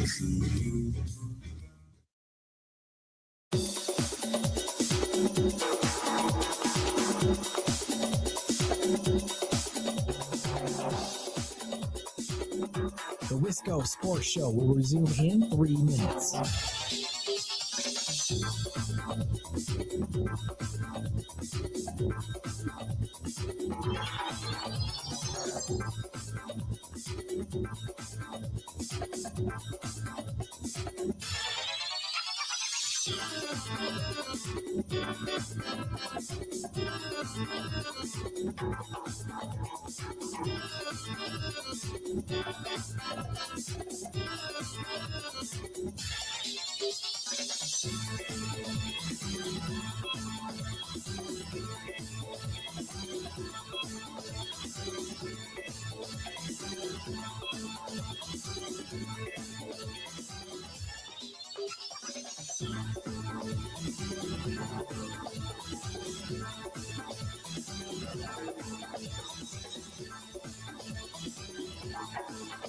The Wisco Sports Show will resume in 2 minutes.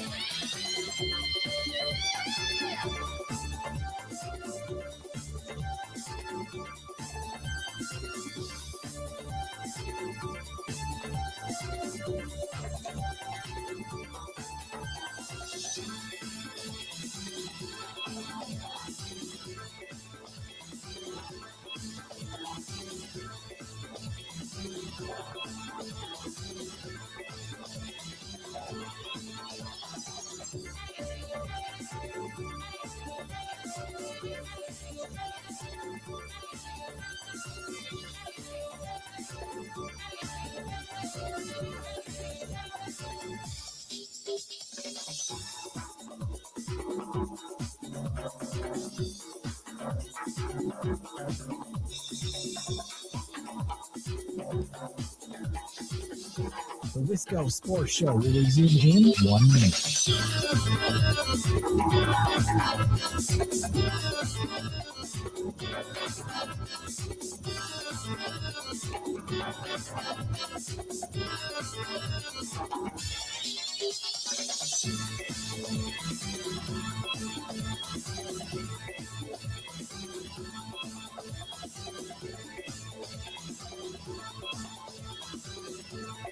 The Wisco Sports Show will resume in 30 seconds.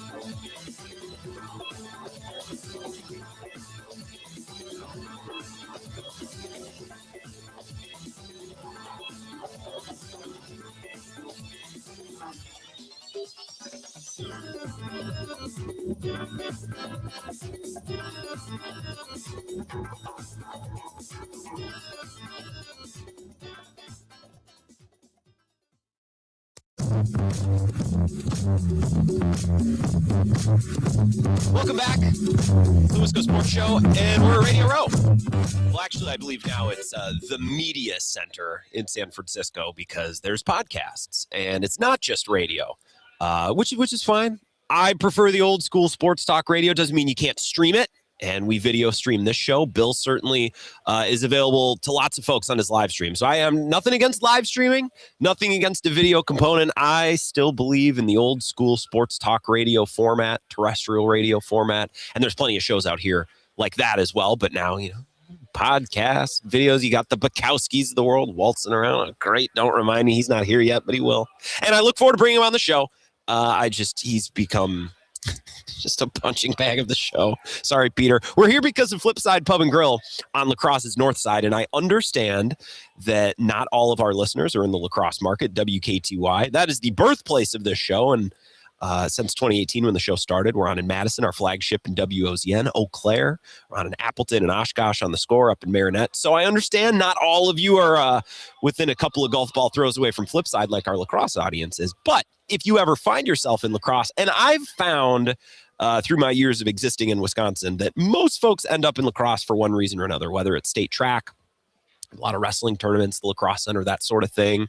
You have a child, a niece, a nephew, somebody who's going to school, UWL, Viterbo, Western.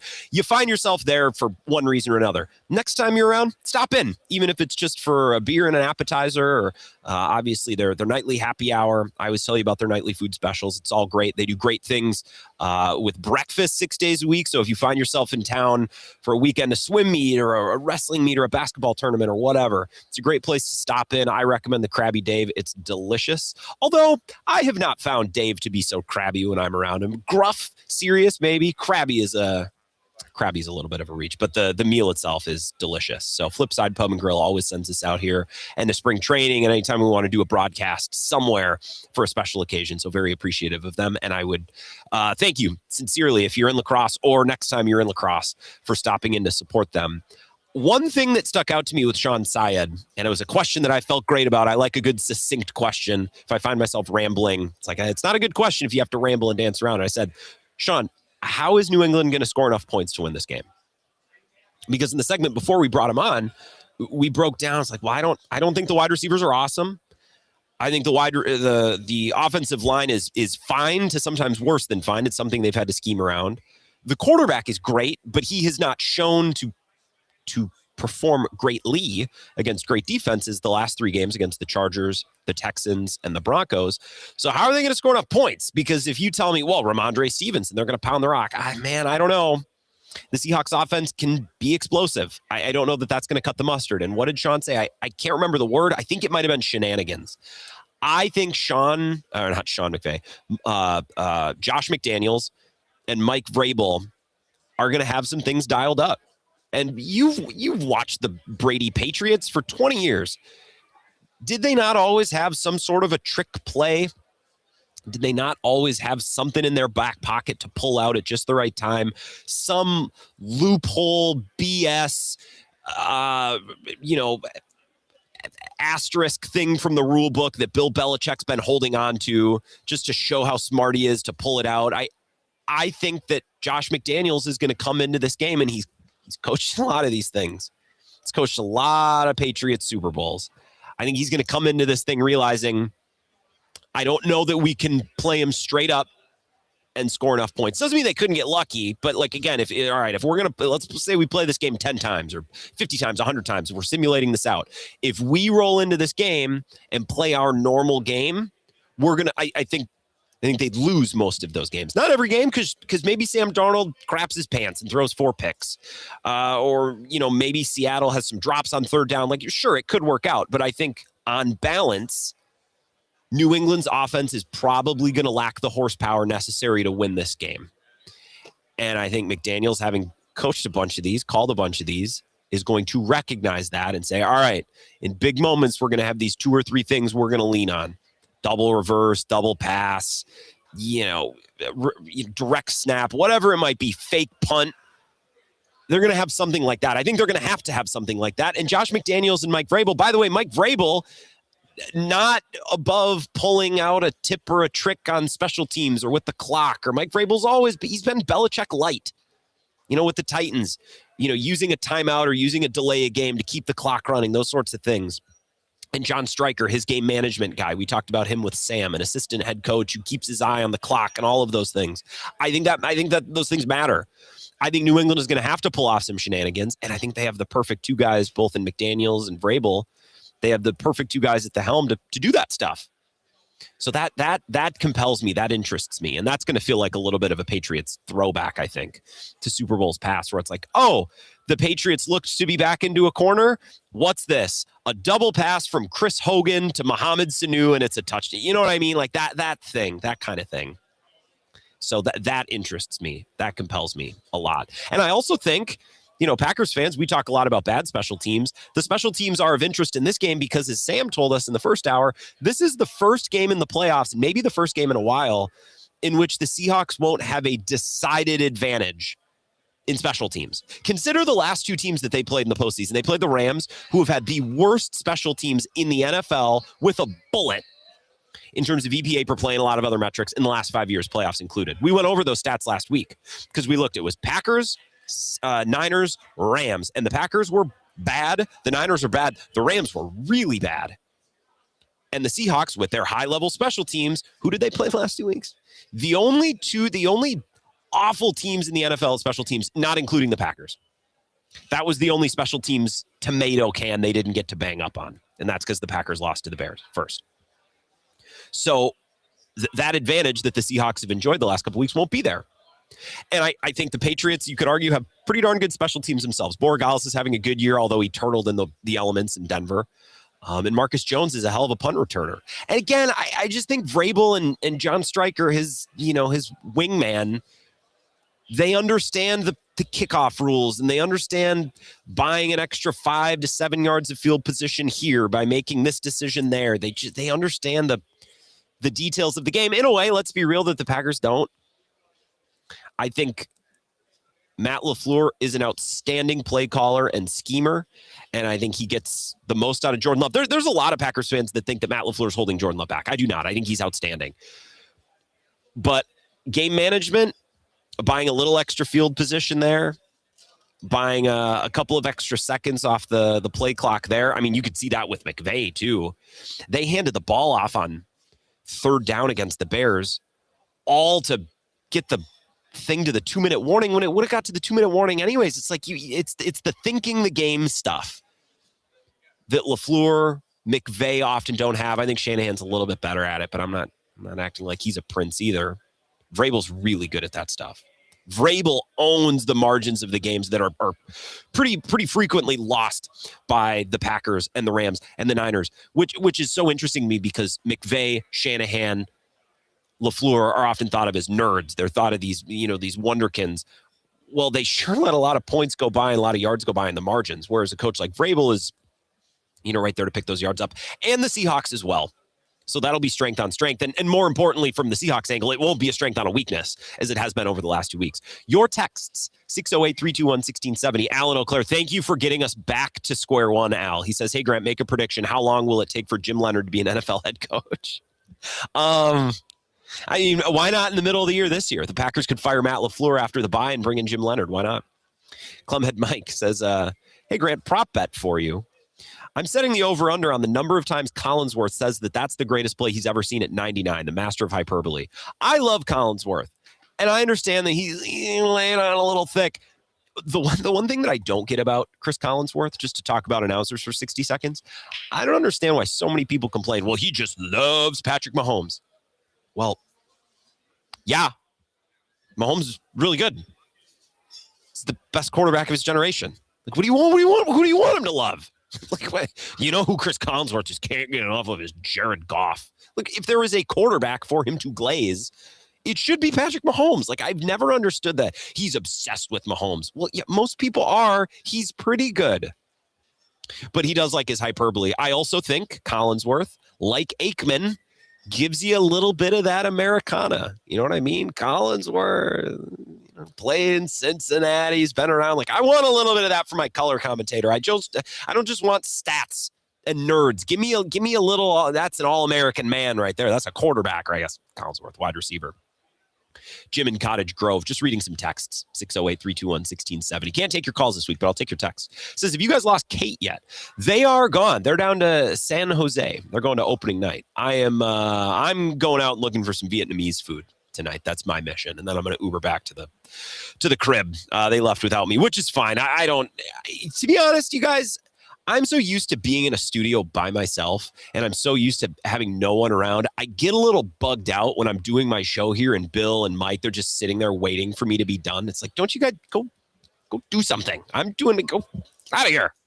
Like, I get a little, feel like I'm on the clock, like I'm under the gun. So I don't mind being here by myself. I'm gonna go get some food tonight. But no, we haven't lost Kate, and Kate's been a beast. She was great today. Kate's great at everything. We knew that on the way out here. Clemhead Mike says, do you think Flipside could send you to spring training? I don't think I'm going to go to spring training just because I can only do so many things. I don't want to go to combine this year. I think I would rather do that. I like going to spring training a lot, but I think it is more worthwhile to go to the combine with Mike and with Bill. So if I do anything, I'm going to do that. And if we're going, I will certainly ask Flipside if they want to team up, because they're great and constantly want to do that stuff with us. And just like they are bringing you the show at Radio Row this week in San Francisco, they bring you breakfast 6 days a week. It is delicious. They bring you nightly food specials, a couple of new menu offerings. If you haven't had the new salad, it is outstanding. They have a couple new burgers on there as well, so get in there and try that.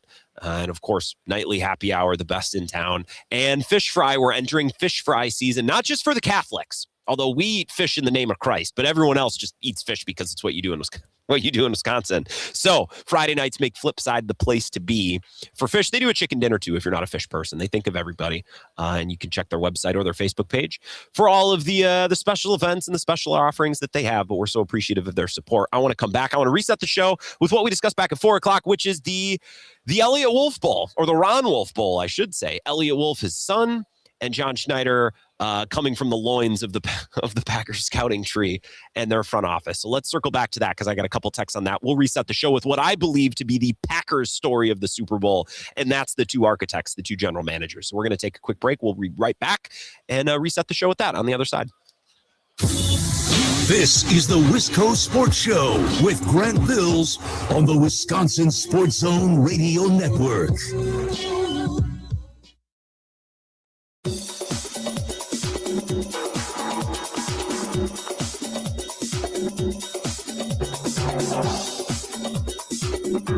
The Wisco Sports Show will resume in 5 minutes.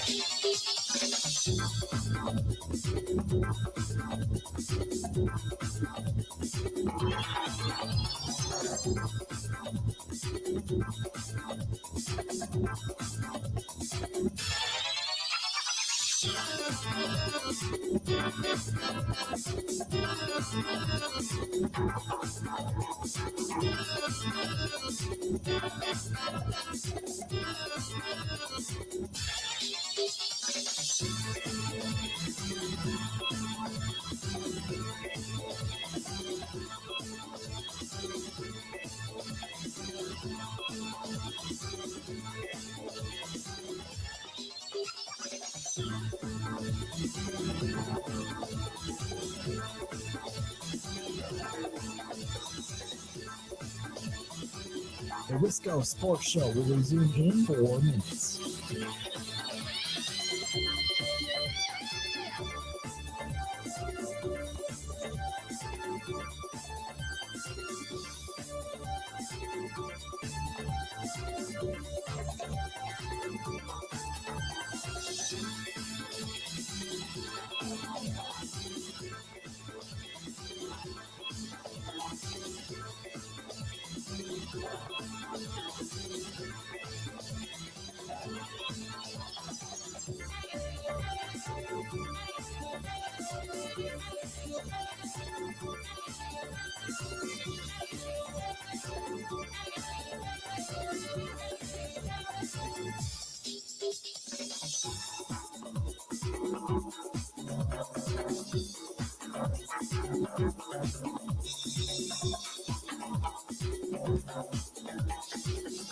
The Wisco Sports Show will resume in 3 minutes.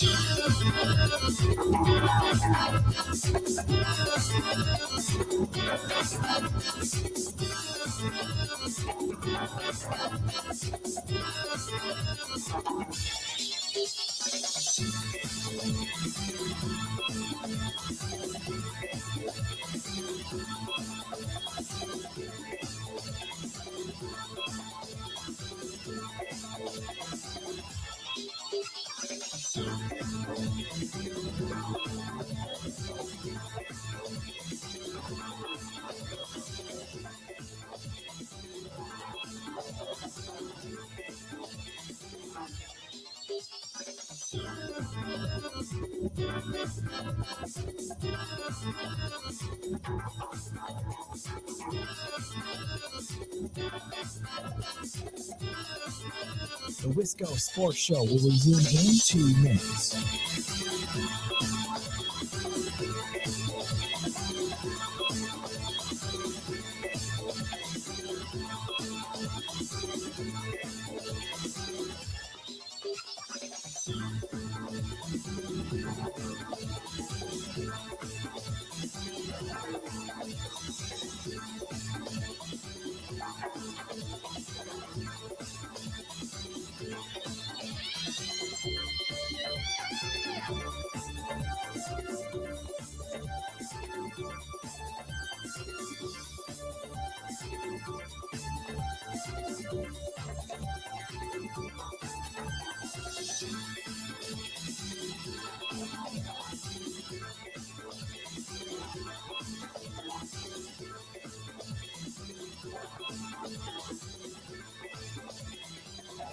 The Wisco Sports Show will resume in 1 minute.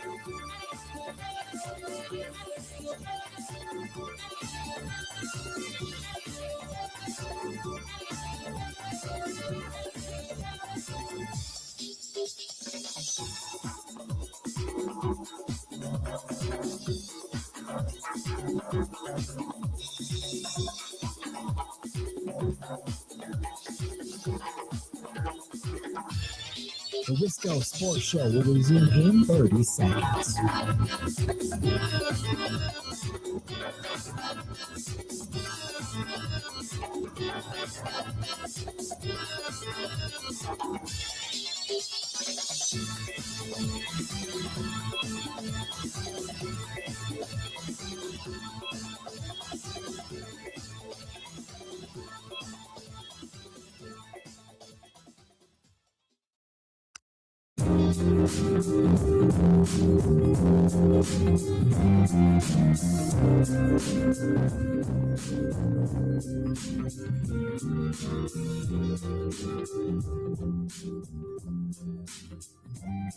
Welcome back, Wisco Sports Show, live here at Radio Row in San Francisco. Cool place to be. Some great guests tonight. Shawn Syed and Sam Bruchhaus both. If you missed those two, I'll post the podcast just after 6 o'clock your time, just after 4 o'clock my time. I have lost track of time in both places. Bill was on 8 to noon today, which was a little bizarre. Had some great guests on as well. Solomon Wilcots was outstanding. Just one of my favorite people. Always when he's at Super Bowl to hear that conversation. 2 Cincinnati guys as well. Solomon playing for the Bengals, and Bill just a member of that Cincinnati Mafia. Anybody who's from Cincinnati, they just have that thing. So some great interviews today, and if you missed the two earlier in this show, you'll find it in the podcast. Tip of the cap, and a big thanks to Flipside for presenting the show this week. I got a text early on in the show, and I want to return to our first segment, our lead segment, which I think might be the story of the week, and I look forward to getting more into it, especially as we talk with some Packers people. I want to get Bukowski on. I want to get Nagler on. Certainly we'll tap Mike Clemens, who's here on site as well. This text from Madtown Ryan says, who let these guys leave the building? Now they're in a Super Bowl before we are. And that doesn't make sense to me. So Ryan is talking about the two general managers for both the Patriots and the Seahawks. And if you are not aware, if you've lost track, so John Schneider, the guy who's built the Seahawks, has been their general manager for, I actually don't remember when he was hired, but it's been a while. My guess would be around 2010, maybe a little bit before, a little bit after, somewhere in there. He's been general managing the Seahawks. He built the Russell Wilson, Pete Carroll Super Bowl team and has now built this team back up in another Super Bowl with a completely different roster, new head coach, new quarterback, very difficult to do. He is running the Seahawks. The general manager in New England is none other than Elliott Wolf, son of Ron Wolf, and the guy who we all thought, and I wasn't on the air at the time, but I'm old enough to remember when we all just assumed that Elliott Wolf would eventually succeed. Secede would be like he's going to break off and start his own thing. Succeed, he would be the successor to Ted Thompson. And when he wasn't, I remember seeing the headline of Brian Gutekunst getting hired, and I'm like, who? Now, I think Brian Gutekunst has been very good. And I don't think the Packers have been kept out of another Super Bowl because of Brian Gutekunst. Now, I also put out a clip last week talking about Jonathan Gannon, saying that I don't think the Packers were kept out of a Super Bowl by a bad defense. Now, what I meant by that is in the years where the Packers had their best teams, 2014, 2020, 2021, and in each of the last 3 years as well, and all of the Jordan Love years, I don't think those defenses were bad, and I don't think they were the reasons that they lost. Now, you could say, Grant, what about 2019 when Raheem Mostert ran roughshod all over them? My comeback to that is, okay, so the defense was bad that year, but I don't think that team was very good. I don't think that was a Super Bowl level team. I think that was a team with a good schedule, and they won a lot of close games, and they eked one out over the Seahawks in the divisional round, and then they lost to the Niners in the NFC Championship game after a first-round bye, right? Like, they almost lost to Detroit in week 18 or week 17 at the time. They led for 0 seconds in regulation. They kicked game-winning field goals against Detroit in both those games. I don't think the 2019 team was that good. I think they ended up going as far as they did because of some good circumstances and some timely, good plays and a little bit of luck. The years where the Packers have had a Super Bowl caliber team, I don't think the defense has held them back. I talked about that last year. And I will apply the same standard to Brian Gutekunst. In the years the Packers have had their best teams, I don't think Brian Gutekunst held them back. I don't think Goody was the reason they lost to the Buccaneers in 2020, 2021. I thought that Kevin King and the defense had a situational misplay at the end of half that wasn't related to talent. It was not related to personnel. And if anything, it was maybe related to coaching because Kevin King was banged up and maybe shouldn't have been out there, right? I also think that the defense turned over Tom Brady 3 times in the second half, and the Packers offenses had ample opportunities to win that game, and they didn't. I don't think they lost that game because they didn't have T. Higgins. Devontae Adams dropped a touchdown in that game that hit him right in the hands. That was on the players. The next year, I thought that roster was good, and all they had to do was score 1 extra touchdown or kick 1 extra field goal at home to the Niners to advance to the NFC Championship game against the Rams, who I think they had a great shot at beating, and they couldn't do it. And the special teams misfire. I don't think that was on Goody. And I don't think they came up short this year because of Goody. I think they came up short because they blew a bunch of leads and because of injuries. You say, well, Goody should have built more depth. Well, sure, yeah. Then every single general manager in the NFL should build more depth. It's really hard. There's only so many roster spots. There's only so many good football players on this planet who can do what needs to be done at, corner or edge rusher, defensive line, or that sort of thing. I don't think Brian Gutekunst has kept the Packers from winning a Super Bowl. Now, I understand Packers fans, you're looking at the Super Bowl and saying, well, we didn't want to hire Elliott Wolf. Now he's in a Super Bowl. We didn't want to hire John Schneider. Now, John Schneider is a little trickier because the Packers very well may have wanted to hire him when Ted Thompson stepped down and the Seahawks blocked it because it was a lateral move. So maybe the Packers tried, but the writing was on the wall when he went to Seattle and Ted Thompson was still like, Ted Thompson put together a team in 2014 that should have been in the Super Bowl after John Schneider had left. But I understand Packers fans' frustrations and saying, well, these two guys left the Packers, went on to their own thing, and now they're doing better at their like how do we make sense of that? I think John Schneider is one of the more interesting figures in professional sports and in the NFL. The way that he's built teams, the way that he's approached quarterback. If anything, if there's one thing that ties Elliott Wolf and John Schneider together, and it goes back to their Green Bay heritage, it's quarterback. And it's presented in 2 very different ways between the 2 teams. Elliott Wolf just picked the right guy, Drake May. It was that simple. Like that's what Elliott Wolf did. And what do people, when you ask about, what do the Packers do well? What are the Packers known for? Quarterback, drafting quarterbacks. And in the same year, by the way, that they drafted Drake May, they drafted Joe Milton, who was toolsy, right? Like in the same way that they drafted Aaron Rodgers, they drafted other quarterbacks. So like it was a very Green Bay Packers approach. They got Drake May right. And I would argue that was the reason that they were as good as they were this year. Signing Milton Williams and other players helped, but like Drake May is the borderline MVP for a reason. Quarterback. Now in Seattle, they didn't tank and draft a guy, although many thought that they should. When they traded away Russell Wilson and signed Geno Smith, they thought, well, perfect. Now you bottom out, you suck, you draft a quarterback, and you build it back up. And they did anything but. As Geno Smith said after that week 1 win over the Broncos. Now, God, that was just thrilling. Wish I could go back to that game. Wish I could go back in time for a lot of reasons. But that game specifically, remember Geno Smith saying, they wrote us off. I did not write back. They wrote me off. I didn't write back. Seattle just kept kicking. And then this previous offseason, what did John Schneider decide? Geno Smith is not good enough. We are going to go out and get Sam Darnold. We're going to identify another quarterback. It's all about the quarterback in Green Bay. Not to mention, certain scouting thresholds and, size, speed, length, all of those things. But I think the number one tether tying these two general managers together, very different teams, very different paths, but his quarterback. Sam Darnold, one of the biggest stories in Seattle and in the Super Bowl. And then, of course, Drake May is just kind of the thing that made it all work. They signed a bunch of free agents, Milton Williams, most notably, Stephon Diggs as well. But it's not like the Patriots just had a banger of a draft. A lot of these guys were there. Barmore and Gonzalez and Caleb Chason and Christian Ellett. Like all these guys, they've been there. You get the quarterback right, and one could argue the coach as well. But I don't think Mike Vrabel is coming in and winning 14 games with, some podunk with Geno Smith. You get the quarterback right. And isn't that at the crux? That's the Packers thing. Draft quarterbacks, take quarterbacks, quarterback, keep drafting quarterbacks.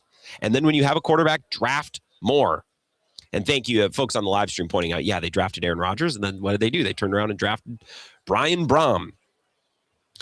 Rick from Spencer with a comment on Vietnamese food and what it did to his body. I think I'm gonna keep that one to myself. We also had a comment saying, "Are we doing the Monday mailbag?" Look, if you have anything, we could do a Super Bowl themed Monday mailbag. I probably should have talked about it before now, but we can do that in the final segment if you want to shoot in a question. GrantBills21@gmail.com. We can do that.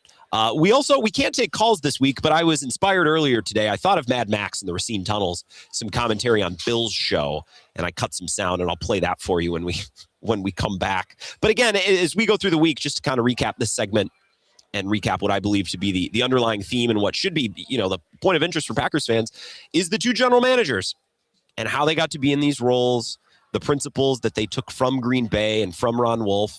I was reading Pete Doherty earlier today on John Schneider. This is from Pete Doherty, the book of Pete Doherty. Ron Wolf hired a 21-year-old scouting intern in 92 on the strength of an audition. When Ron Wolf started hiring aspiring Packer scouts in 92, he devised a simple test. He'd put them in a dark room to watch videotape of 4 or 5 players and have them write up a report on each. Quote, "You could tell right away who could evaluate and who couldn't," Ron Wolf said. "You'd be surprised. More couldn't than could. I put Schneider in training and I hired him."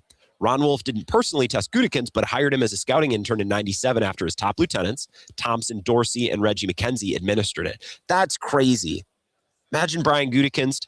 You're a scouting intern, and who's giving you the test? Ted Thompson, John Dorsey, and Reggie McKenzie. The guy who built a Super Bowl champion, Ted Thompson, the guy who drafted Aaron Rodgers. John Dorsey, the guy who has built multiple good contenders, was in Kansas City. And then Reggie McKenzie, of course, who's highly thought of. He went to the Raiders. Who knows if he went to a better organization, maybe he would have had success.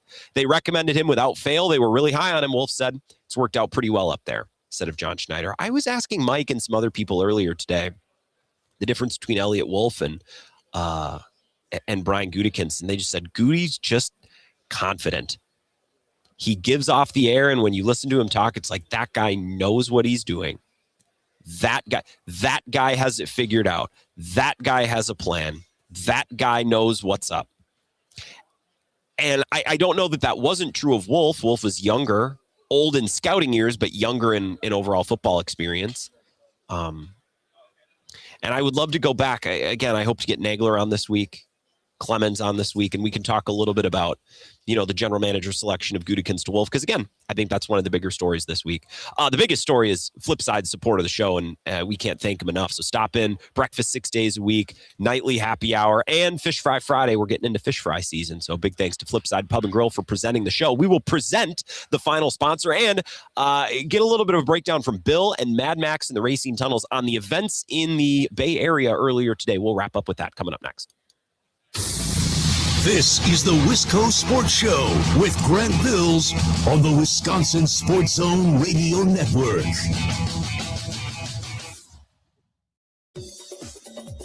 The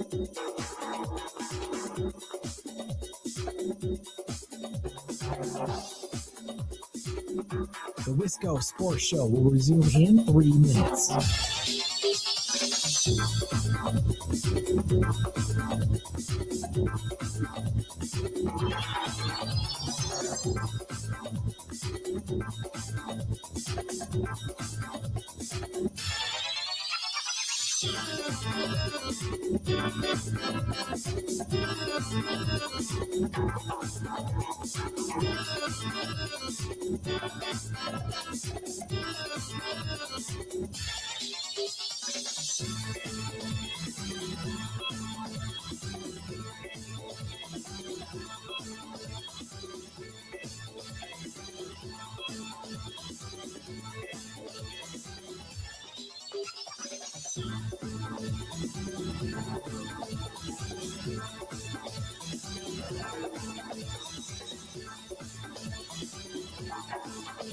The Wisco Sports Show will resume in 2 minutes.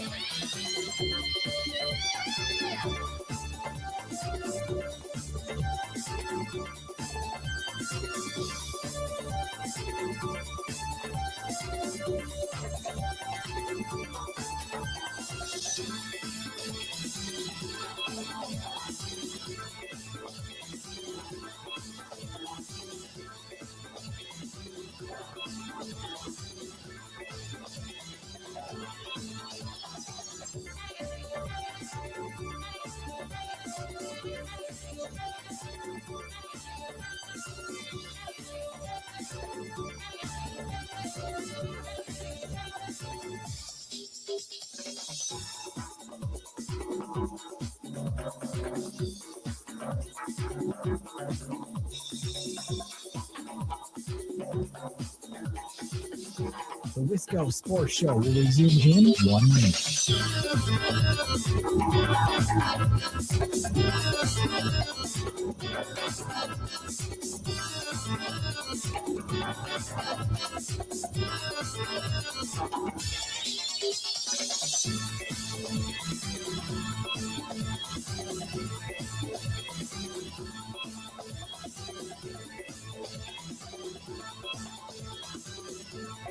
The Wisco Sports Show will resume in 30 seconds.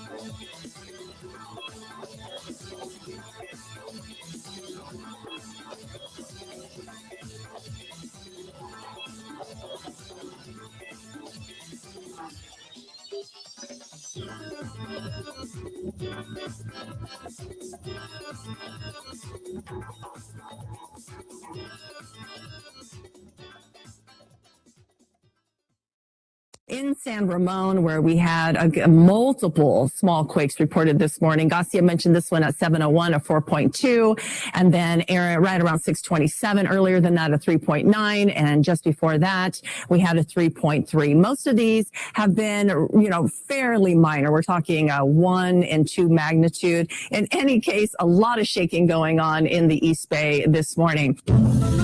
You have to go through tunnels. Well, I'm not in the tunnels right now. I'm actually driving east on 94 into the newly autonomous DOT zone. We were driving through the tunnels. Just with cloning dogs and sometimes humans too. I mean, that's what the elites. That's one of the many things the elites do down in the Racine tunnels, and just something that I'm trying to spread awareness of.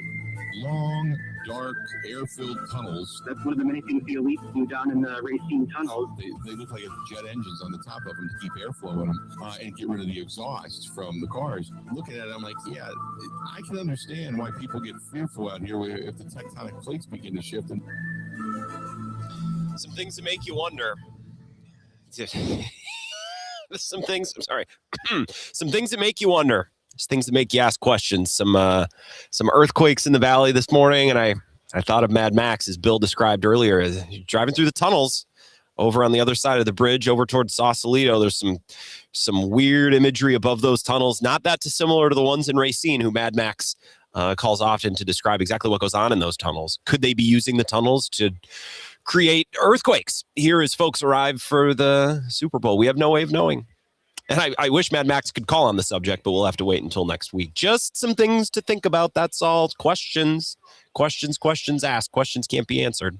And I miss Mad Max's calls. I miss all of your calls this week as we broadcast live at the Super Bowl in San Francisco.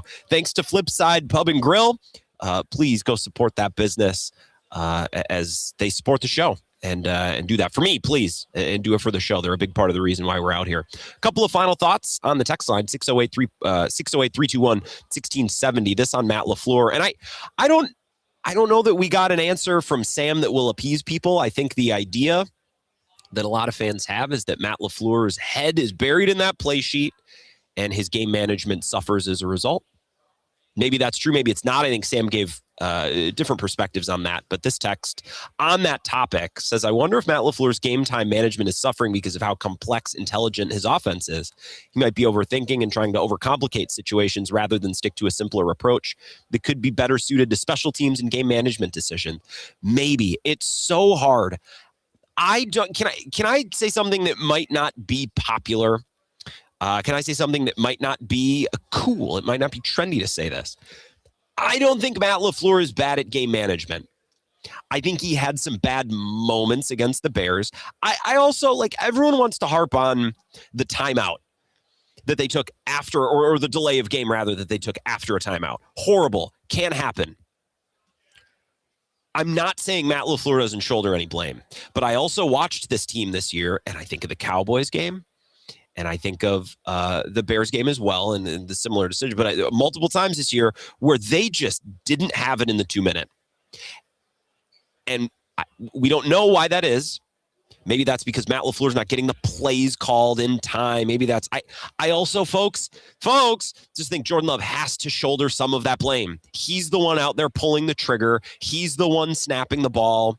He's the one getting the plays disseminated. Like, I think some of the criticism or some of the missteps that Matt LaFleur made from a game management perspective, some of that blame has to go to Jordan Love too.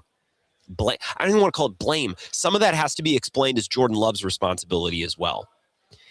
And I think of the 2-minute against Dallas when they're just tick, tick, tick, tick, tick, time is running and everyone wants to yell at Matt LaFleur. And I understand he's got to have it. He's got to be thinking the game and he's got to be on top of it in a way that he wasn't. His quarterback also needs to read the room. And maybe the sense of urgency isn't there. Maybe I don't know. I don't think Matt LaFleur, on balance, over the course of his entire coaching career in Green Bay, has proven to be a bad game manager. I think he's had some bad moments, and certainly their season had a couple down the stretch, and certainly in the Bears game in the postseason. I think on balance, he's been mostly okay. And yeah, they burned a lot of timeouts. I also think that part of that was Aaron Rodgers, running the play clock down to a nub. So you need to consider the quarterback in all of this too. I'm not trying to blame Aaron Rodgers and Jordan Love for every bad thing and protect Matt LaFleur, but I don't want to shelter the quarterback as some sacred cow who's beyond reproach. Like, Jordan Love can see the play clock. He understands what's going on out there. Get your guys lined up. Get ready to go. So again, Matt LaFleur had some bad game management decisions. I am not willing to go as far as you, maybe not a bridge too far, a Golden Gate Bridge too far, to say he's a horrible game management coach. He had some bad moments this year. But I also remember saying some of those things at the end of last year. Like, I don't think Matt LaFleur is a dum-dum with fourth downs and field goals, but I don't know that a lot of that corrected itself this year. We'll have to see. It'll be interesting to follow as he got an extension. Tomorrow, we will keep the festivities going in San Francisco, live here at Radio Row. Thanks to Flipside Pub and Grill. Appreciate you listening. We'll be back at 10 o'clock tomorrow. Bill's got a loaded show with lots of great guests, so certainly tune in and enjoy that. I appreciate you listening. The podcast will go up in just a little bit. Thank you. I will talk to you all tomorrow. Thanks for listening.